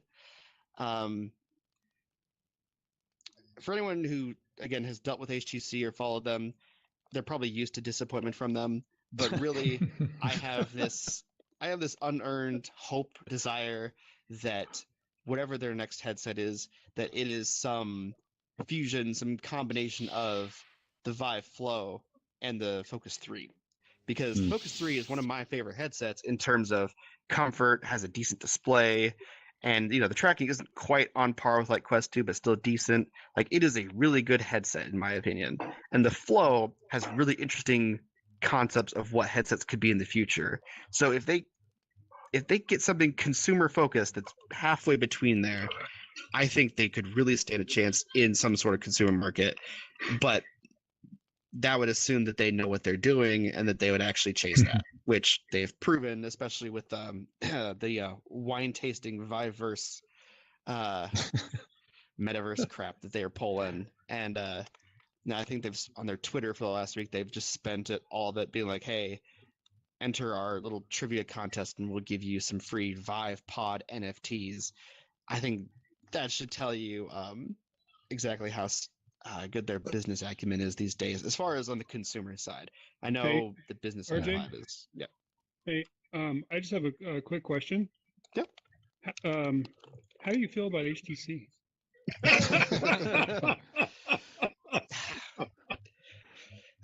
So they paid me. That's how I feel. So the kind of the video watching, Android on the go, airplane use case is not worth it. I wouldn't say so. As far as like actually watching a video like on a virtual screen goes on this headset, that's just wasn't very appealing because of like the quality of the display itself. That's why if they were to try something like a virtual monitor or like a very specifically video minded thing like that, they would need to up the resolution of the display just a bit, in my opinion. All right, and can I ask a question? Yeah. Oh, what's up? In the earlier pictures of it, it looked like the front of it was shiny. Yeah, sorry. In this picture, this is my developer kit that didn't have that layer of I don't know what that material is called, but that is in the final consumer units that shine like that kind of gold, purpley. I don't know what the color is. Iridium, I think. Is that right? The purpose, I think, is just to hide this. So it hides the little like camera nipples on the lenses there. Because that's totally clear, like in the developer kit. But like in the consumer version, you can't really see those little cameras because of that kind of cool gloss they put over it, which it does Gotcha. Look cool, but like, yeah, the developer kit didn't have that. Sorry for the confusion there. Not at all. What a great talk. Yeah, good stuff. Thanks. All right. See? Ooh, fireworks. Oh. Hey, Patrick, who's next? One good thing I'll say, RJ, though, is like if you Mark look at is the Vive next. Focus 1, the Vive Focus 1, 2, and 3, that is a pretty dramatic improvement for sure. Oh, absolutely. Like when I first tried the Focus 3 after having used the Focus 1 and the Focus Plus, I was like, yes, HTC knows what they're doing. And then I tried the Vive Flow. Focus 1 looks like a toaster in that picture. Oh, yeah. Hey, Mark. And you remember trying it on, it was really swimmy and weird and, you know, oh, I can grab this guy and move it down. I remember getting shot like 50 feet in the air, like in the little intro, like, what was it, like a hot air balloon thing? Yep. Then it can be seen on the tube. Oh, like over this way. Okay, gotcha. Yeah. Oh. Could have worked that out a little bit better last time. That's cool. So is that okay? Yep, we can see you on the camera. Okay. Sounds good. All right. Good stuff, RJ. And obviously, part of my talk will be the HTC Vive Focus 3, which I've had some experience with. It's kind of a quick look, so if you have anything to add, feel free. But 3 things to talk about tonight. The Vive Focus 3, got one, did some prototype work with it with Unreal Engine specifically. And then Manage XR, which is one of the, I would say, leading or like a really good alternative to Oculus for Business or mobile device management stuff, specifically aimed at VR. And then about a week into some Unreal Engine 5 research that we've done. And the preview of that talk is that none of the new features of Unreal 5 that are exciting are enabled for VR yet. And it's not clear exactly what that pipeline looks like at this point. But there is some fun stuff to hear for sure. How many, I'm just out of show of hands, I know most people there are Unity. How many people have done any of the Unreal stuff or Unreal Engine 5 stuff? Ooh. All right. Okay. I'm not totally alone here. That's good. So the Vive Focus 3, this is the headset. And I think, RJ, you said something that feels really good is it's not the best consumer headset, but it's a really capable headset and it is aimed at the enterprise. So I've got a few things, my kind of takeaways here. The overall stats here is it's a standalone all-in-one headset. So just like the first 2 Focus 3s, there's no external connections needed or required. It is standalone like the Quest 2. Feels like that's really where we're going for a lot of things, right? The resolution is really nice. Each eye is that, so they call it 5K. So everyone uses kind of different words for how they do things. I think the bigger thing about this is not just the resolution, but the field of view is very wide compared to the Quest. You know, the Quest is about 90 degrees field of view roughly. Zach, you probably know 89, 90, right? Depends on your IPD because I got clipping on the outside of my field of view. Right, that's right. Yeah, mine's as narrow as it gets too. So, and this is the Vive Focus 3 is 120 degree field of view, which is really great. 90 degree or 90 hertz refresh rate, and a really cool feature is the continuously kind of adjustable IPD. So unlike the Quest, where it has kind of 3 different slots, it's just adjustable like the Quest 1 was, and that feels really good. And I'm a 69 to 70, so I'm a little bit above the Quest. So this opened up all the way, just about felt really good to me.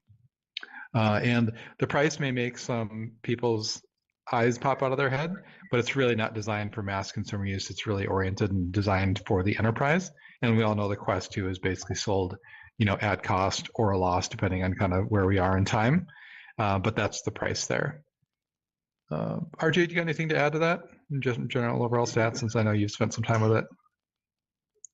Yeah, no, that's pretty clear. For me, the field of view, it wasn't a very dramatic difference, but I definitely noticed it. I will say, the field of view was wider, but it with the lenses, it uses those kind of famously kind of crappy Vive lenses, like the PC like Vives, and so for me, it got really, really blurry, like on those edges. So even though I could see more, that I could see was extremely blurry. Yeah, the edges. Now I'll go into that a little bit. I don't have a ton of content to show. Most of the stuff we did is kind of like not for public show yet. But it does, when you take screenshots in the device and compare like the same app on the Quest 2 and this, you can see it's kind of dramatically wider, but the blurriness around the edges is a real thing. So it's kind of good for context, but maybe not all 100% usable. I think that's a really fair way to say that. Is that maybe just because of the way that the eye buffers are rendered and just the edges of the eye buffer are just garbage anyway? So the fact that it's just showing those pixels kind of just diminishes it as a result of the rendering? You know, I don't think so, because screenshots that we took and compare, you know, directly just to see like how wide is the field of view in what's rendered, those look really clear, and I would assume that's part of the pipeline before it gets sent there. So those felt good, and I didn't see that. I'm not sure, RJ or Zach, if you have any thoughts on that. I don't know offhand. Don't know.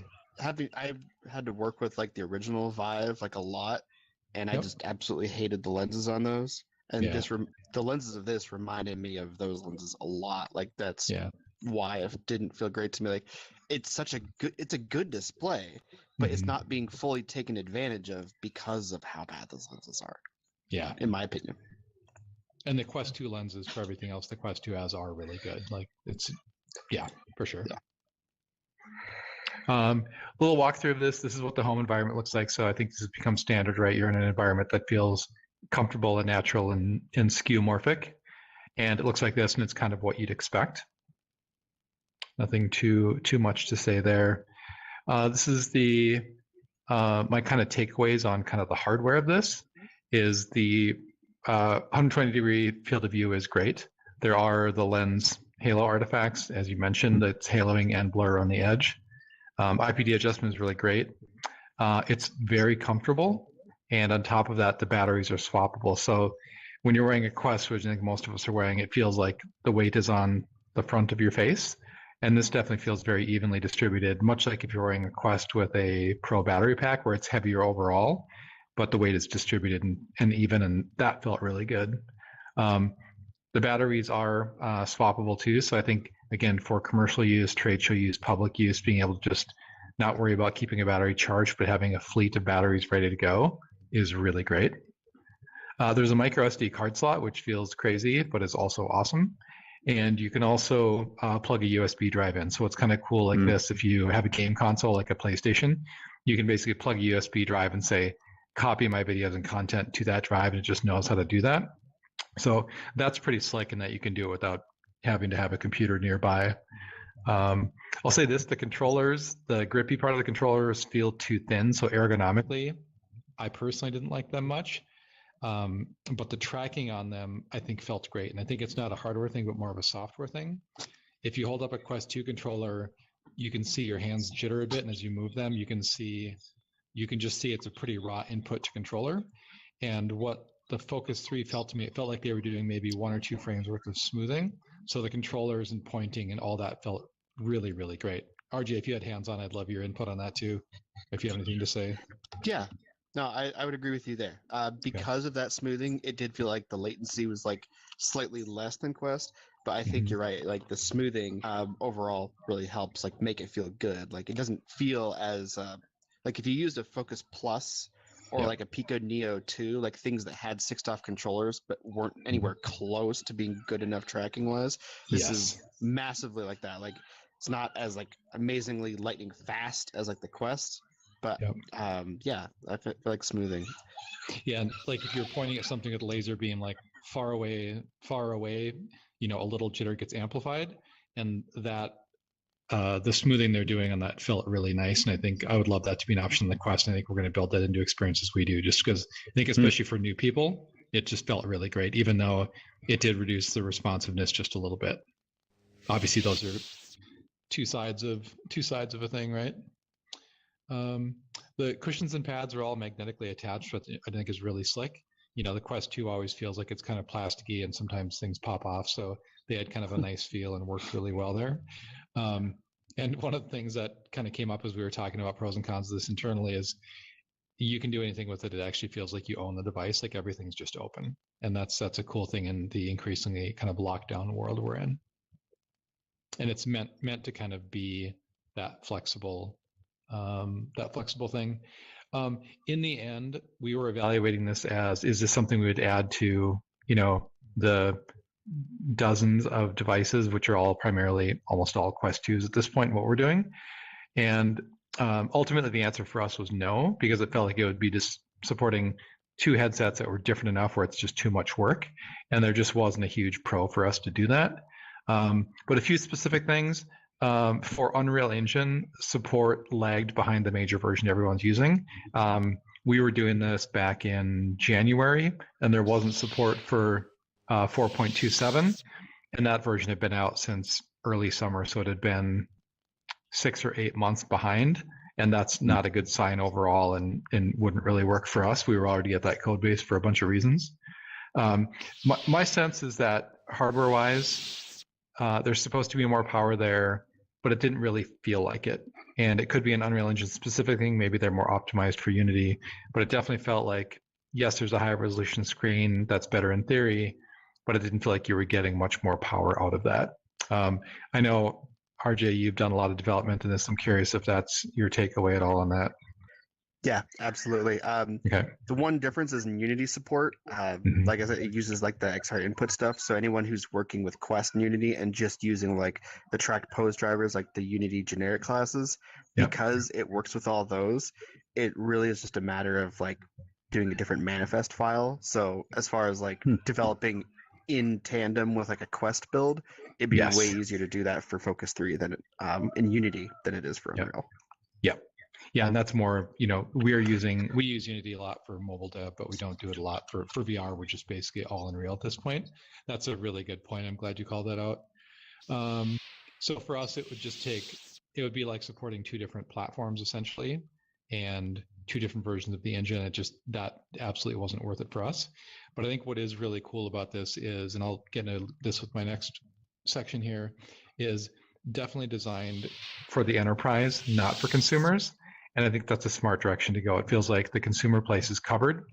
And given what Oculus is doing with Oculus for Business and that they've shut that down, and I'll talk about that, the fact that this just kind of works out of the gate with any MDM or mobile device management system where you can control the headset, push content to it, that's great. Essentially, it's just a generic Android device, and that world of Android mobile device management and enterprise is really mature and works really well. Zach, I know you've done some stuff with that too, right?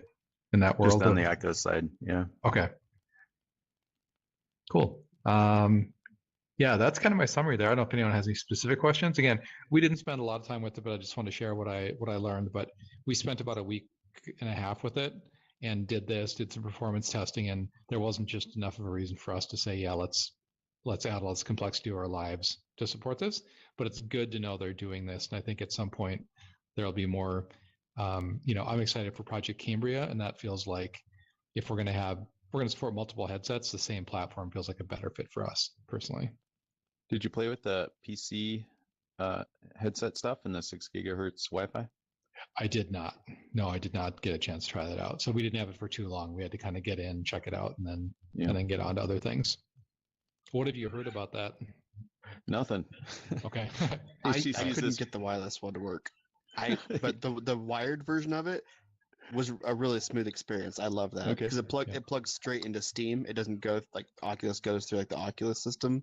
Yeah. It uses Vive Business Streaming is what they call it, and it was really smooth. I loved it.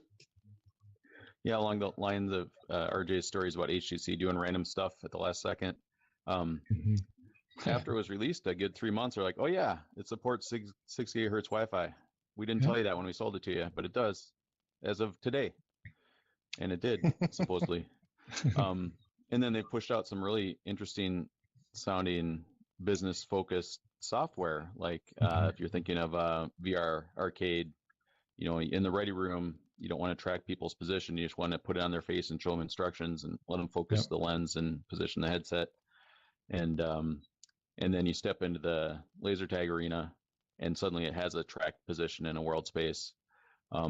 Just some really clever stuff like that nobody else is doing, but then you don't hear about anybody's experience with it either. Right. It's just very strange.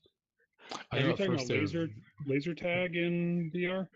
So that announcement was right before you went down to IAAPA. I'm like, go find HTC and try this shit out. Like, it sounds awesome. with I tried laser tag in VR. but with the HTC software stuff for out of home. I don't know what they're running. So you had that third party solution from the UK, right? That did the laser tag location. Mm-mm. No? They're located here. Hmm. It's Sean. What's his name? I don't know. Weren't I'll they the connect ones with you that on asked you to Twitter. leave when you started asking questions? That's No, typical no, for no, Patrick, no. though, right? Those were the Belgians. The Belgians. Gotcha. Those But were who was that? That was man, I'm forgetting everybody's name. No, I did Limitless try VR. That was VR. It was Yeah. their The thing, logo looks just like the Unity logo. thing I'm referring to was like first party from HTC. Yeah. And you said it wasn't in their booth. It wasn't anywhere. This was not a first party. This was a third party VR laser tag, but it's actually in a laser tag arena, and so it's actually being sold to family entertainment centers. Yep. So there was a question on YouTube about I'll just read it. It says, what kind of enterprise applications might it be best at? Oh, interesting. I think so right now the Oculus for Business is being shut down, right? So you can't buy Oculus for Business headsets.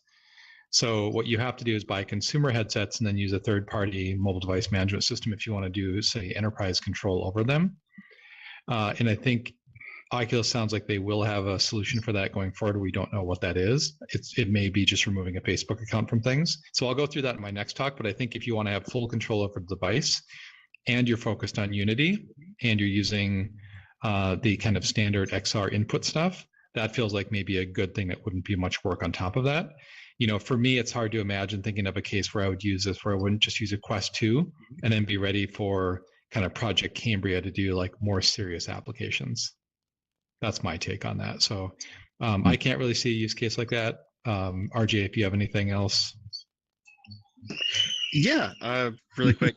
It was easily perfect timing. Yep. Easily the most comfy VR headset I have ever used. The face pad is amazing. I love the feel of the back pad, like the material and like the cushiness they used is just perfect. It doesn't feel really good. like bad there at all. When I was doing my port for it, I could sit in there for ages. Like if it weren't for like the lenses just effing up like the edges a little bit, like I would even be comfortable sitting there doing some like virtual desktop coding stuff because it is just so comfy. And it has the exhaust fans blow on your cheeks, which feels really good because right now I'm in my Quest 2. I've got one of those like sport covers on it and starting to get a little sweaty and could feel the weight of the Quest, but with like the distributed weight and the fan blowing on your cheeks, like it feels good just to sit in the Focus 3. Like easily the most comfy headset I've ever used. So if we mash that together with a Quest 2 and the future headsets that are coming, we're probably good, right? That's Absolutely. kind of good, yeah. Fingers crossed. Yep. Oh, Cool. and sorry, I don't mean to interrupt. Just one really cool thing I liked about it is the way it charges is it actually plugs directly into the hot swappable battery on the back through like a DC jack. It doesn't charge through the USB ports on the headset.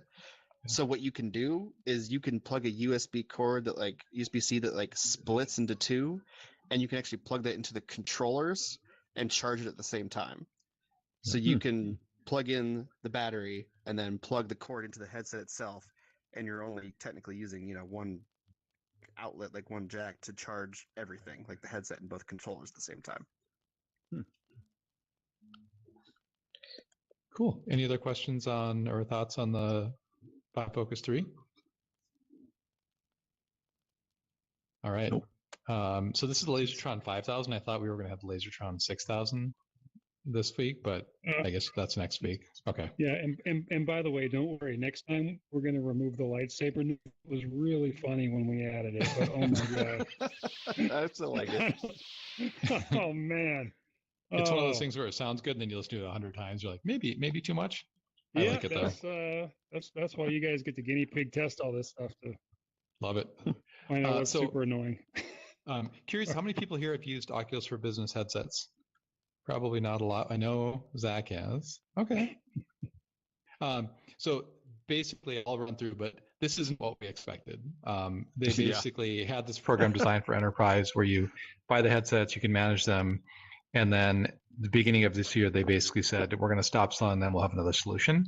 So it's kind of left us and a number of people in a little bit of a bind, looking for other options. And right now, to use an Oculus Quest 2 headset, you have to have a Facebook account. So that can be a pro or con depending on, who you are. But setting up if you want to do an enterprise situation with the Quest 2, the first thing you have to do is sign into that headset with a Facebook account. So there's just no way around that. That's not ideal for a lot of companies and a lot of people. So they are apparently decoupling that later in the year, but we just don't have a lot of visibility into what's happening there. I don't know if Zach, you had to be inside info or Wasn't it supposed to be Q2? It's technically still Q2. So technically it's still Q2, but yeah. So we're waiting, and I think we'll know the answer to this soon. But that's being shut down. And just to summarize what these are, the consumer quests are $299 and $399, and again, that's now 128 gigs for the cheap one, 256 for the expensive one, and the Quest for Business was sold at $799, and that was only the higher capacity model, so there was just one. Hardware-wise, exactly the same. I think what they did is just kept track of the hardware IDs or serial numbers and said, okay, this is being sold as a business unit. And I won't go into kind of what too much about what it was, but basically you could manage the security of the device. You set them up via an app on an Android phone only, so not iOS, but basically you set them up with an Android phone, connects up to them, you add them onto your distribution list of your devices, and then you can do things like put it into kiosk mode. So if someone puts it in, puts on the headset, they're immediately in your app and they can't do anything else. So it would disable everything and just put you into kiosk mode. You can control things like, is US debugging and siloing apps allowed? You can push apps and additional app content. So basically, you could push a core app, you can update it, you can add DLC to it in terms of packs. For Unreal and Unity, they do things a little differently, but it supports that. It basically allows you to remotely manage a device, and you can do slick things like if you know someone has public access to a public network, you can add that to the device before it ever sees it, and it'll just seamlessly connect up. And you can do things for security like remotely, adding pins to admin mode, adding a device pin for someone to get into it, or worst case, remotely wiping devices. So as soon as they ever would go online again, they would just wipe themselves clear. So this is something, Jamp and a lot of companies, people do this on Macs and PCs and kind of any enterprise managed device. And this was basically this for VR. So super slick. I'll say this, the feature set was really simple. It was the most simplistic version of this ever, but it did the basics and did it pretty well. The two that aren't up there that don't sound like features, but are the best features was pause updates of the OS, disable updates of the OS. Oh, good and call, yeah. Actual tech support. We got a specific answer to a specific question at 9 p.m. at night. Yep. Like, you don't get that for any Quest hardware anywhere else. That's a good call. Go post in the forums and see what happens. Nothing happens. That's what happens. And there was definitely it's called Facebook Workspace, but it's basically Facebook for work. And there was a group there you could get into and have access to those people too. And they were pretty good about routing you to questions or to the right people. So that was pretty slick. Yep. Good call out on that, Zach. And you can say, create a group of devices, like this is going to be my 10 devices for a trade show, and you can manage them all at once in one group, and all that's pretty slick. Definitely better than manually loading things up. So there are a bunch of alternatives. And Manage XR, after looking at all of them, this is the one that we decided to go deeper in and try. I know the audience for this is pretty limited, so I'll kind of go through this pretty quickly, but stop me along the way for sure. But this is a mobile device management tool platform designed specifically for mixed reality, so AR and VR headsets.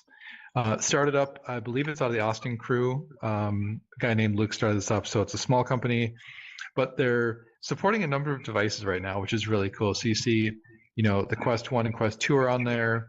You see the Vive Focus 3, which we just talked about, and then the Pico Neo devices also. So that is pretty slick. So it's not just a Quest solution. And if you had multiple devices, it allows you to do that too. So that's unique and something you'd never get from first party. This screenshot's pretty small and the resolution's low, so if you want to see it, might come up close. But in fact, I'm going to do that too. But this basically, I just had one headset in here for the purpose of taking these screenshots, but you can basically see that you are subscribed to this. There is a configuration, so how you set up your device is in there. You can set up groups, you can push apps to them, and then let's see how many users are in the dashboard here. And you can just get it's kind of a cool dashboard view, like, you know, are these headsets up to date? Are they online? When were they last active? And then where are they physically located? And this is the kind of stuff when you think about all the online platforms that have all the information about you, this is just a little window into the kind of things that they have access to. So it feels very slick. It's a really nice setup to use. So it feels like, you know, good user experience, good design, for sure. And these things can be complicated, and a lot of these are kind of enterprisey, which usually means not a great user experience. And then I blurred out stuff that's kind of specific to us. But up here, you know, approved apps that can be on this. And for this demo, I just put the mixed reality toolkit on that as an example. You can see this is a Quest 2. Here's how much available space I have. Here's where this specific device is. And the other cool thing is you can actually launch apps remotely, restart the device itself, and disable or enable tutorial mode. So that's all the kind of thing. I think a really good use case for this during COVID that we've done a lot is we've sent headsets to people and we'll often guide them through, and not being in the room is kind of hard. So being able to do this kind of stuff remotely is super slick. Really, really nice.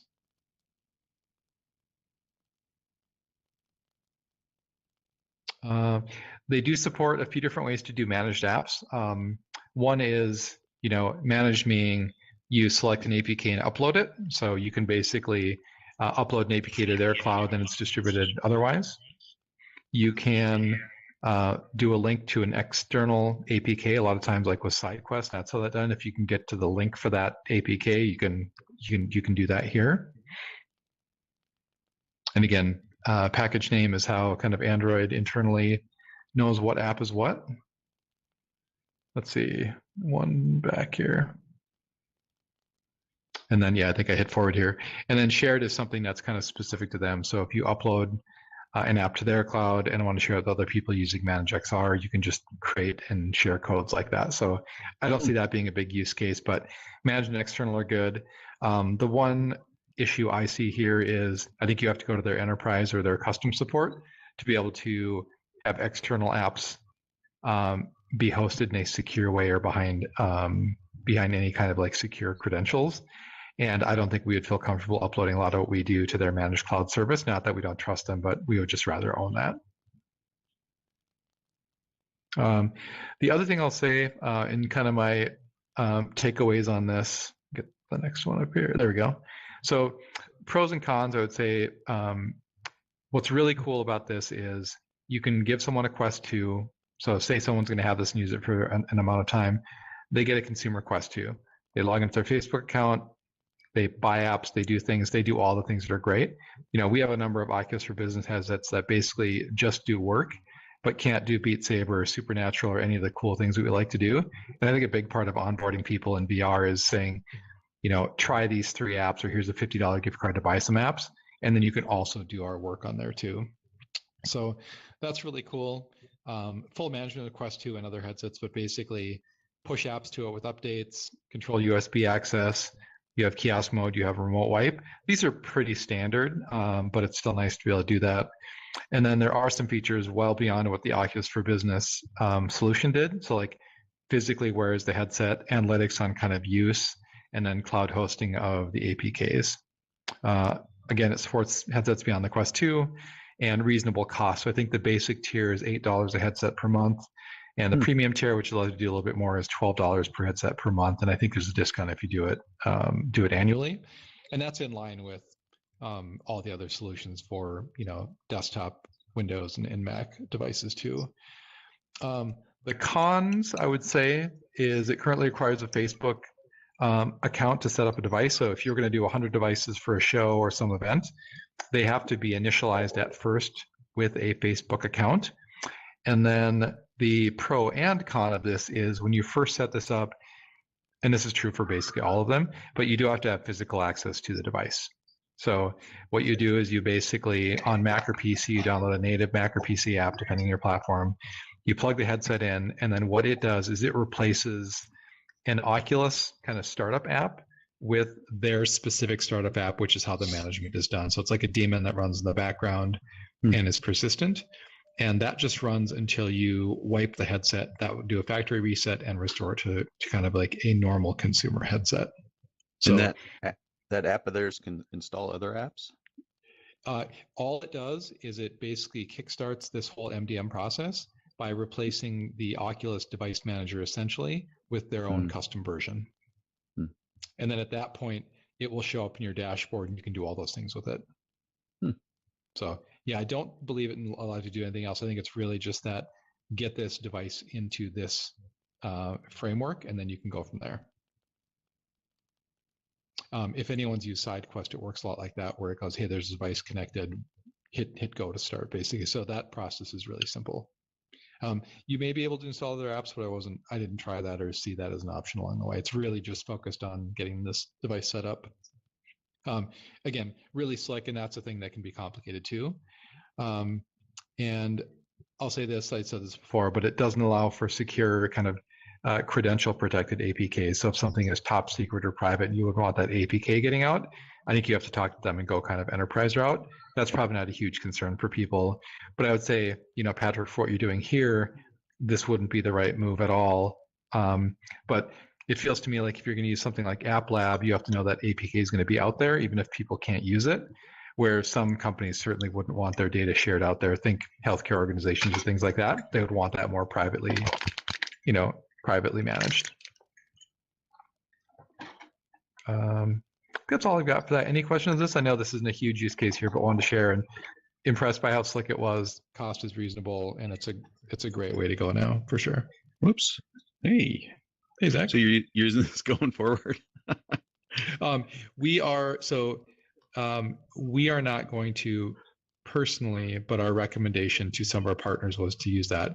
And I think the use case here is you are a company that doesn't do any mobile device management work today, you would use this. If you already have an MDM in your suite of tools that manage, say, Android phones, it probably makes more sense to use that. So it's less specific to, mixed reality devices, where I think this is really slick and I would personally use this, but both are fine. So this is probably a little bit more of a premium, a little bit more geared at, mixed reality devices, but I think that's a good trade-off if that's all you're doing. There was one menu choice you didn't talk about. It said, I think, sync. When you're remote launching apps, can you launch a bunch of headsets at the same time for your big movie theater experience? Oh, I don't know the answer to that. We didn't have that on multiple devices simultaneously, so I'm not sure if that's the case or not. I think the sync you were seeing there was actually you can sync media. So if you wanted screenshots or anything else put in there, you could do that. Gotcha. Yep. Cool. Well, that's ManageXR. I know we're probably getting on time here.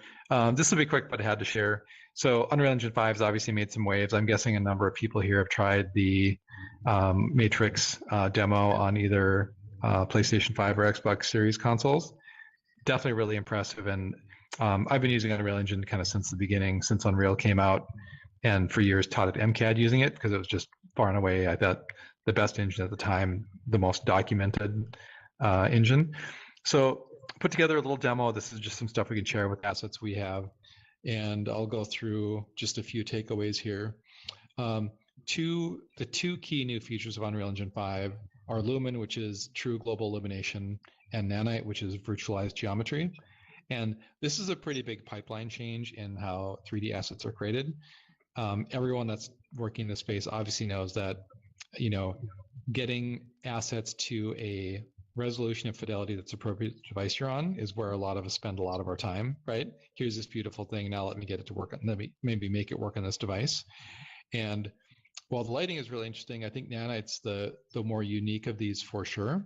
And what it does is it takes a pixel-based approach, and it's a good long video here, but you basically put your full high-res assets into Unreal Engine, and you say, I want to use these with Nanite, and then it goes through and does some processing on those assets once.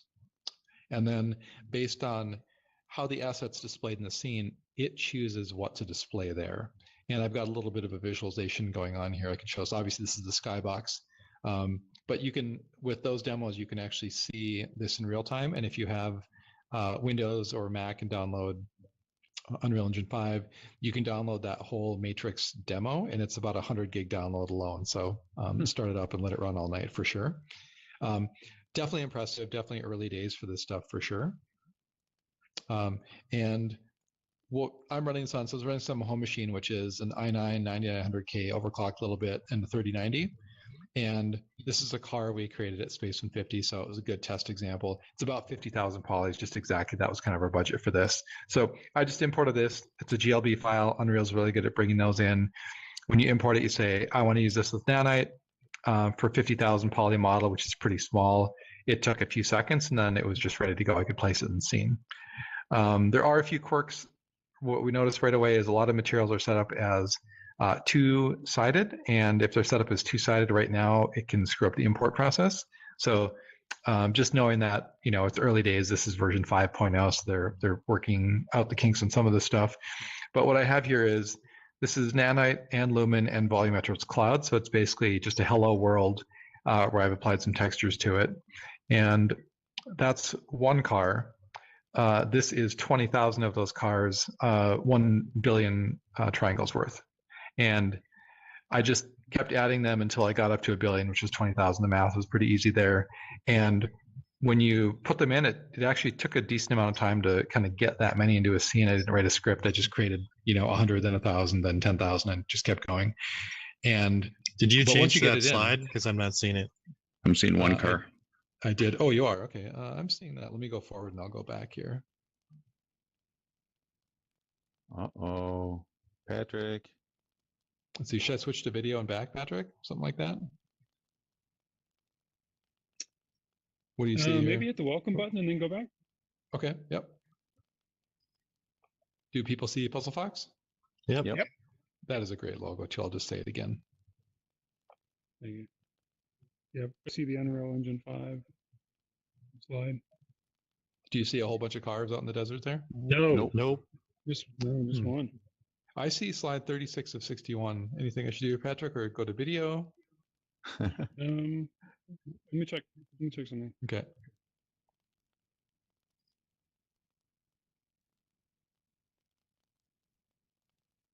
I see. One car. One car. How about now? One car. One car. Well, that's interesting. I see 20,000 cars and a Can cool you- thing. It's Can you probably go my favorite back? slide. Or... it was working up to this point, but Yeah. Do you think it's the 1 billion polygons that Yeah, screwed up? I definitely. think, it's I think he's lying, yeah. Lumen can Or only 35 slides. 35 I is think too many. Nanite and Lumen can only run at 60 frames per second. My Oculus, I think, is running at 75. So There we go. Yeah, so this is, everybody sees the Unreal Engine 5. Yeah. One car. So this is slide number 31. And we go to slide 32. Same. Nothing. It still says the text on it. Yep. Oh man. Go to slide We might hit 30. a limit with 30. 35. This is slide 32. Can you go back? How many can you go back? 30. Damn. Let's see. Oh, There's slide that 30. works. Yep. That works. Manage XR. Yeah, they keep working. Okay, headsets. Well, this is the boring stuff. Just kidding. I don't know. Maybe make that lightsaber noise again. Maybe that was. Okay. No, it's still RJ not starts working. spinning I don't around know. and going through walls. I didn't fix it. So we're back at the Unreal Engine 5 slide, right? Yep. Okay. And now the Unreal Engine text is still there? Yeah. It's just unchanged. No change. So are you seeing the Well- right thing, Patrick? So whoever's in control gets to see it. Is that correct? Because it was working Yeah. for me. Well, I just can see stand- slide 32 of 61, but the picture itself is still the Unreal 5 picture. Yeah. Yeah. Add URL. Well, Is I it don't know what the 2 to the fix 5th is, power? aside from everyone gathering around. And I mean, let's switch over to the video and then switch back. But I think I mean we have some sort of index problem where it doesn't want to go over slide 31. Yeah. Yeah. That's the power of Use the 2. 4-bit integer. There you go. Was there video before? I never saw any video. Oh yeah. Yeah, we didn't see any video. Oh, not for mine, but earlier we saw the pool video. That worked. Yep. I must have Oh, missed yeah. that one. No, I missed that stuff. Yeah. You saw Yeah. it live though, in real Yeah, life. I did. You're seeing I knew what you were talking Designed for about, both so I just commercial let it go. venues and Yeah. in-home Yeah. use. Now it This works. is not Yep. just another projector. Okay, I see the pool video. Normally you use something Alright. like this. We'll go back to slides. What do you guys see now? Unreal One Engine car. 5. Well, son of a gun. What, I want let's my see, what money if back. So Yeah. if I press 1, do I get to see it? Yeah. Yeah. I want to press 1. Yeah, I'm looking over your So- shoulder and it's not changing for me. Well, you But got if to you press go it. and Still press there. it, I would say everyone No. should come up here and look, Yep. press it so you see slide 35 or 36. 35 Yeah, probably. so, One at a time, we'll so press for it the and then go people at back to the next home on person. YouTube, we just have to describe what it. And the thing is, like, if you could see it, it'd be amazing. Like, you're not going to YouTube's- believe it, but Thanks, Patrick. it's YouTube's guys, stuck on slide 31. Yeah, I Yeah. can manually change it for myself. So everyone just stand here, and then when he says I'm changing the slide, you just have to tap the screen, and then the big screen updates. Okay, here It well, does? Yeah, Well, each of us has to tap it. Once. yeah, you have to change Yes. it for yourself. So go back. everyone should get to slide. So I'm switching to slide 2. Now I How do you see do that? Metaverse. I see nanite Alright, and okay. lumen testing, and then I hit it again, Oh no. and I see I- a Patrick, million this is cars. amazing. Where are you touching? And then I hit it again, and I see somebody. It went back to manage XR Manage somehow. against her. Where were you touching? Little arrows. Just the right side of the screen. I only okay, see the here's arrows. the deal. Hold on a second. Everybody that comes up here, you've got to hit the welcome button and then the slides, because then otherwise the welcome screen will be on top of your slide view. Oh. Got it. So it's a multi-step operation, and we don't have a YouTube camera up behind Oh, here. I'm so seeing it now. unfortunately, let's see, for you viewers at home, we can just cut to the pond. There we go. We just cut to the pond. Somebody threw some ice cream in there, it looks like. Can you put a YouTube video up there? Yeah.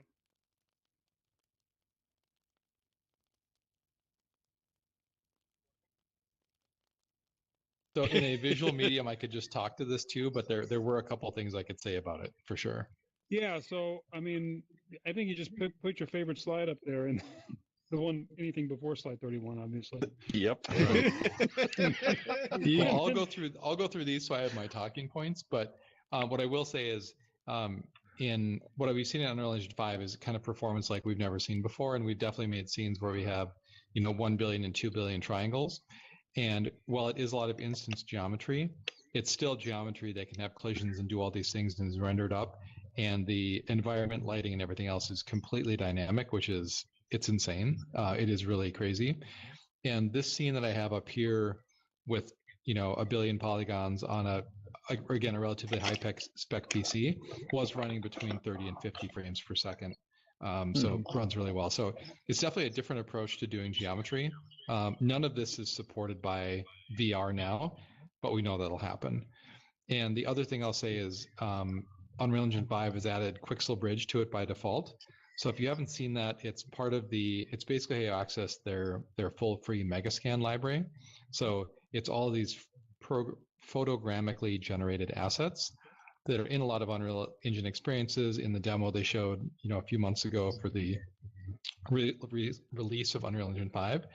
And it's just amazing how many biomes and environmental aspects you have access to. It's incredible. And it's just built in. You just sign into your account, you browse assets, and you say, I want to add this to my project in either kind of low, medium, high quality or nanite quality. And then everything's imported in your project and ready to go. So creating incredibly realistic environments, dynamically lit and everything with Unreal 5 it's the easiest workflow I've ever seen.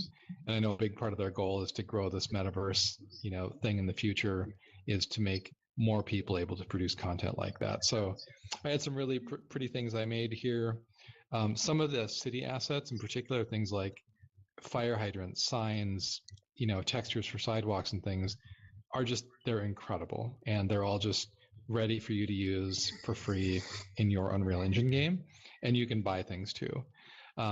MetaHuman, I was going to touch on that briefly. If people hadn't heard of that, that's their kind of new solution to making people. So that's the, customizable, start out with presets and then customize beyond that. That's all part of this too. And you can just drag and drop those people into this game also and animate and do whatever you want with them. So that is just kind of incredible. That's slide 42 is what I'm on here, if anyone's keeping track here. What do you see now? Unreal Engine 5. Yeah. Okay. The Quixel scans are just shaders and textures? Geometry, shaders, everything. Yep. Oh, geometry. Like what kind of geometry? Like bricks or trees or what? All kinds of things. Architectural pieces of building, like full buildings, architectural components, biomes like big grassland areas, all the rocks and things that will go along with it, trees. It's crazy. It's everything. Yep. It's really expansive, and they've got all these. It's kind of like thinking about like the Unity marketplace, where there's a bunch of things, but it comes with the engine that's all the high quality stuff that they've used in all their demos. So all supports nanite and all that too. So yeah, it's really incredible. So I could, next month or something, I could definitely do a talk, kind of walk through that, but it's really neat to see. Yeah. I think that's the tack we should take here. We'll button up the rest of the content and bring it back next month for a little quick talk. Yeah, sorry. I was just trying to delete earlier slides from the server. Oh yeah. At the risk of exploding the entire meeting, but Well, we're out of slides anyway. So what the F? Could be the server. It could be VRAM on the headset. Could be anything. I don't think. Nah, I mean we just never tested. Should we leave and come back? Would that help at all? Like leave the thing and come back in? Would something like that maybe help? Well, what's weird I've is sort of already done that. If I go up there and increment the slides myself, it all works for me. Yeah. It's just I'm seeing the nanite slide right now. So the problem is that if we'd have to close down this session completely. Gotcha. The YouTube stream is also connected to this session. Gotcha. Okay. We have to cut the YouTube stream. Everybody quit. Everybody come back in, and then we could view the rest of the slides. But we'd have to, which we certainly could try. I mean, everybody on YouTube can hear us. So I think we're good to. We can punt a little bit of my talk and whatever else to next month. You can just say this is a feature because we're over on time. It's past 8:30, so the slides stop. Why don't we do alien explosion? Because we didn't get to do that last time because it didn't work last time. That sounds great. Right before we do that, take one of the features that didn't work last time, kick it to this month, and we take the features that didn't work this time, and we move them to the next one. This is great, though. I mean, until it stopped working, that was really great, Patrick. Like honestly, it's great. I mean, totally seriously, and like I feel for you because we've done the same things where like it's always demo time, right? Yeah. Yep.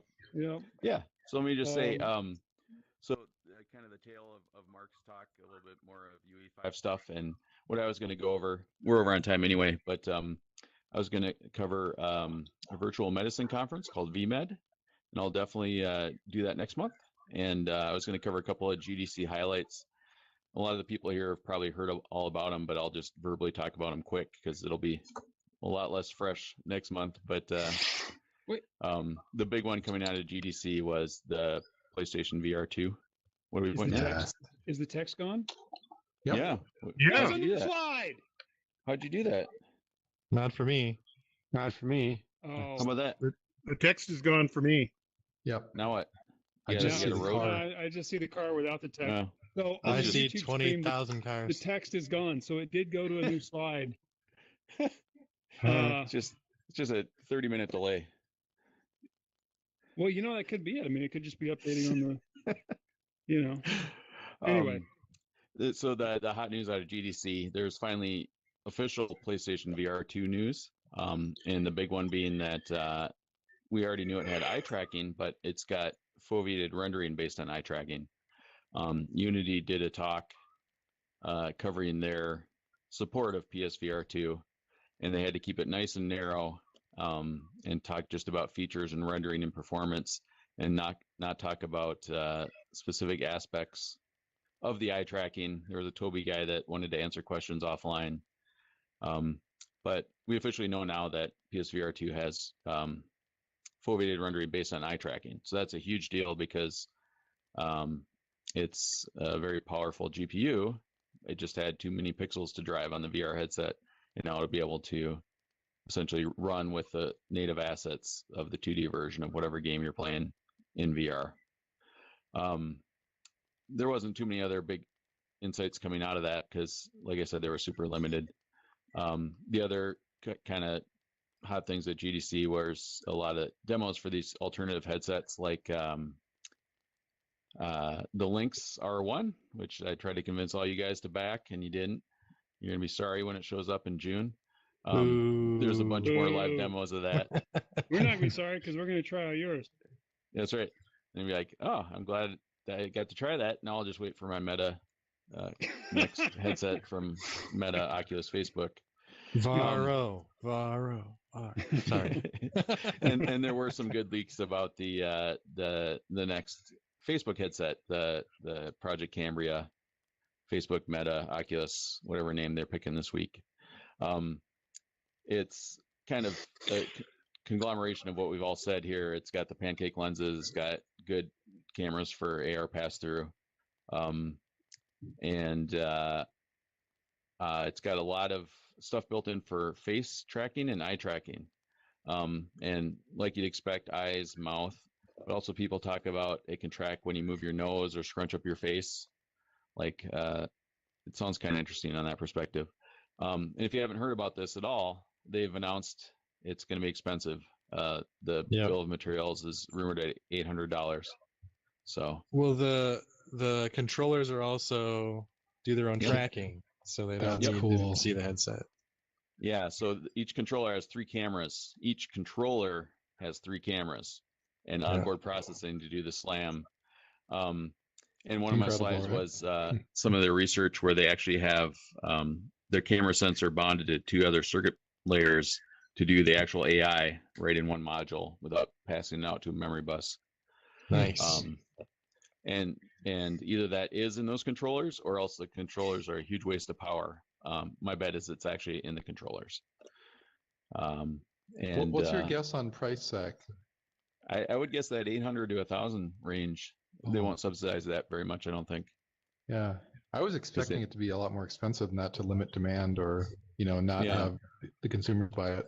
I think the biggest unknown still is what is powering it, because there is no new SoC. There isn't, yeah. Clocked so up the best X2 or a customized version of that, right? The best guess is it's still an XR2, but now it has 2 fans instead of 1. Like literally, it has 2 fans. Plutonium. That would be terrible. Yeah. Then the only other tidbit of news they put 2 XR2s in it, 3, 1 in each controller and 1 in the headset. That's right, 1 in each controller. There's a fan in each controller. The other hot bit of news was Pico Neo that came up in a couple slides. It got bought by ByteDance, who owns TikTok, and they've decided to compete head-to-head, more or less, with Meta. So they announced that they're going to sell these headsets in Europe. Germany, in particular, doesn't sell any Oculus products because they hate Facebook and what they do with the way they lock things down. So that's their first region, and they have a couple of European regions, and then they did a partnership with Leap Motion for their hand tracking. So they sell a bundle now. That's the Pico Neo Pro i2 or 3 or whatever number, plus Leap Motion grafted to the front of it, and announced they're going to do a discount. If you buy this crazy headset, we'll give you 35% off the next awesome headset. And that's rumored to be a perfect clone of the next Meta headset. The actual Pico Neo 2 i Pro is like a 90% clone of the Quest 2. The one thing that's super unique about it, it has an actual DisplayPort video input. So when you want to use that headset on your PC, Like you just plug in the cable. There's none of this shenanigans with software or Wi-Fi. It's zero latency cable. Did Pico Neo hire Microsoft's agency to name their products? I don't know what's going on there. Series X, hey, Zach, Box. we got a Super question duper. on YouTube. Yeah. It says, question is, wasn't there a thought that Sony wouldn't be able to compete with the research and development cash that Meta and Apple have been throwing around? That's to come. Like this thing that Meta's publishing, and Apple doesn't let their researchers publish, so we actually have no idea all the awesome stuff they're building. Meta does let their researchers publish, which is one of the reasons they get a few more of them. This is an example where they themselves have taken a camera, crammed some circuitry below that, and then crammed some AI processing layer below that, physically crammed them together, built it themselves. I don't think Sony's on that level yet. So they're kind of coasting along the fact that they got this awesome console and all these software partners. Yeah, I think they won't be able to compete, and that's not that far away. On the other hand, everything gets commoditized in China. Yeah, Sony's differentiator was content and games for sure. They had some really great stuff really early, and they had the exclusives for 6 months or a year. So I would expect more of the Sony IP to come through in that, right? Yep. Yeah, and they are a big company, so if they want to, they can compete. But yeah, I would say overall, they're not going to lose as much money as Meta's willing to lose on hardware and R&D. I always just feel like Sony's chasing a different audience almost because it's a console game player, where I look at the Oculus or the Quest as almost like the smartphone of VR. Yep. Yeah, they want to go mass market. Yeah, it's everybody. casual. It's pick up and play, hand it to your kids. Yeah. Where, console gamers are not necessarily smartphone gamers. So I know a lot of the content is the same, but And that can't be underestimated. Like the very first few real AAA games that got ported into PC VR, like you were just amazed. You're like, look at this crate. This looks real. It's like a real crate that I'm standing next to. Yeah. And especially with standalone VR, you're so limited on assets and horsepower and budget to go along with that, because for as popular as the Quest is, it's not even in the ballpark of any console in terms of sales. Not yet, anyway. But cool. Well, let's wrap this up. We'll bring back a little bit of content next month, and thanks everybody for coming. We got one thing to go out here with. Oh, Let's right. see, I'll make sure there's no more questions. There's no more questions except for Scott Limke says, face me to QBook. Oh, he's just providing a headset name. Okay. Nice. Pro Meta Eye Face Make. Yeah. It's a contender. Book face. It's almost so last time we had we did the blasters and you could shoot all the barrels and stuff. So there's two things that we've added to that. So the first one is that we can now reset the barrels and the light bulbs. So after you shoot down, we can reset them. And the other thing that we've done is that we have we fixed the alien invasion. So if you were here last month, you remember that the ship never showed up. It never appeared. And then at the very end, there's a ship flying through the sky. And everyone's like, wait, I saw it. Oh my God, it's so funny. It was a bug, but it's hilarious. Anyway, so we're going to try it again. Make my hands blasters. Give me guns. All right, on. Let's see. Yep. Take my hands away. Let me switch over on the. My hands pine to be blasters. All right, here we go. Let's see.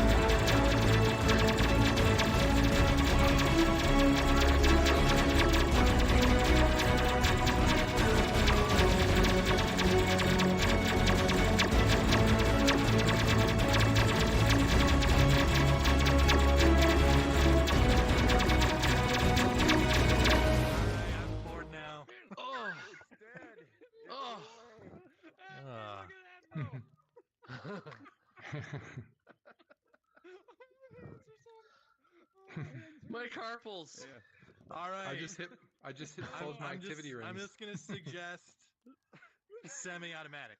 I'm just gonna suggest. Yeah. That's funny. Oh man. Well, next time we'll get to see it explode. What another cliffhanger, Patrick. There was another cliffhanger. Oh. So you're gonna let us come back next month? Yeah, oh, please. Do you have feature requests on your website somewhere so we can file our grievances? This is it. This is the feature request. We did have. All right, you want your money back? I totally do. Yes. I'm going to open up the clubhouse and the fun house.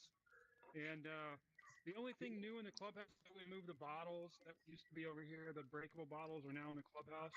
And there's like a photogrammetry Lego set that I put in there. Oh, you should check that out. That is really Which is cool. cool. He's downplaying that. That thing's awesome. Yeah, if you like He scanned the Lego photogrammetry. set. It's in the clubhouse. And then the fun house is the same as it was. And then the island, you can go into a cave now, and there's a campfire over on the other side. It's a grotto. A grotto, yeah, a grotto. So, can I ask a question? I was in Rosedale the other day, and upstairs of their giant food court they've got, there was a laser tag sort of VR thing. Yeah. Anybody heard about Sandbox? I haven't gone yet. Is that what it's called? Sandbox? Yeah, they take over every Google search in Minneapolis for the word VR. Oh, really? Yeah. It was one of these things where, oh, it's a VR thing. How much does it cost? And it was $50 for half an hour. And I remember back there were a couple VR places that you could go, and it was always $30 for 30 minutes. And $1 a minute. So now it's $1.50 a minute or whatever that is. Or You realize there is rampant inflation right now, so That's right. I'm sure that's right. Supply chain. Supply chain. So do They're you guys know anything expensive. about it? Whose gear they're using and stuff, or who's doing it, or? No, it's a national chain. I think there's maybe 10 places in the U.S. Okay. But yeah, I don't know any details. Yeah, and it was sort of like, oh, I'll get a friend to go do it. I go, no, I'm not going to spend $100. It looked like maybe it'd be a little more fun than what we were doing in the hockey rink. Dang. Maybe. Probably not. Maybe more fun. More I don't know. people, but less fun, I'm sure. There were people having fun. So Patrick, are you able to shut down the stream? I think we're officially after party. No. I think the stream. I just stay. I'm just gonna. I don't let. You guys can stop by any time, but I'm just gonna be here. So, Is this the metaverse? This is the metaverse. He actually already uploaded himself. That's right. In real life, I'm just surrounded by pizza boxes and beer bottles. It's horrific, but in here, you can't see them in VR, so they're invisible. So my other question for the group is somewhere on there we go. Somewhere on Twitter or whatever. Another magic leap, or what's it called? What are the guys flashing whales and Magic Leap? Yeah, Magic Leap 2. And okay, now who were you talking about that doing the Pico was using? Leap motion. Ultra Okay, Leap. Ultra Leap. So I'm gonna shut down the stream. So is Leap Motion is it gonna be a thing, or are they just blowing smoke again? Magic Leap? Oh, it's a lot better. It's a lot better than the old one. Yeah. It still sucks. But I was still watching stuff online, and they were still showing those videos of the whale. Yeah, they spent millions of dollars on those. They're gonna show that shit out of us. and it was just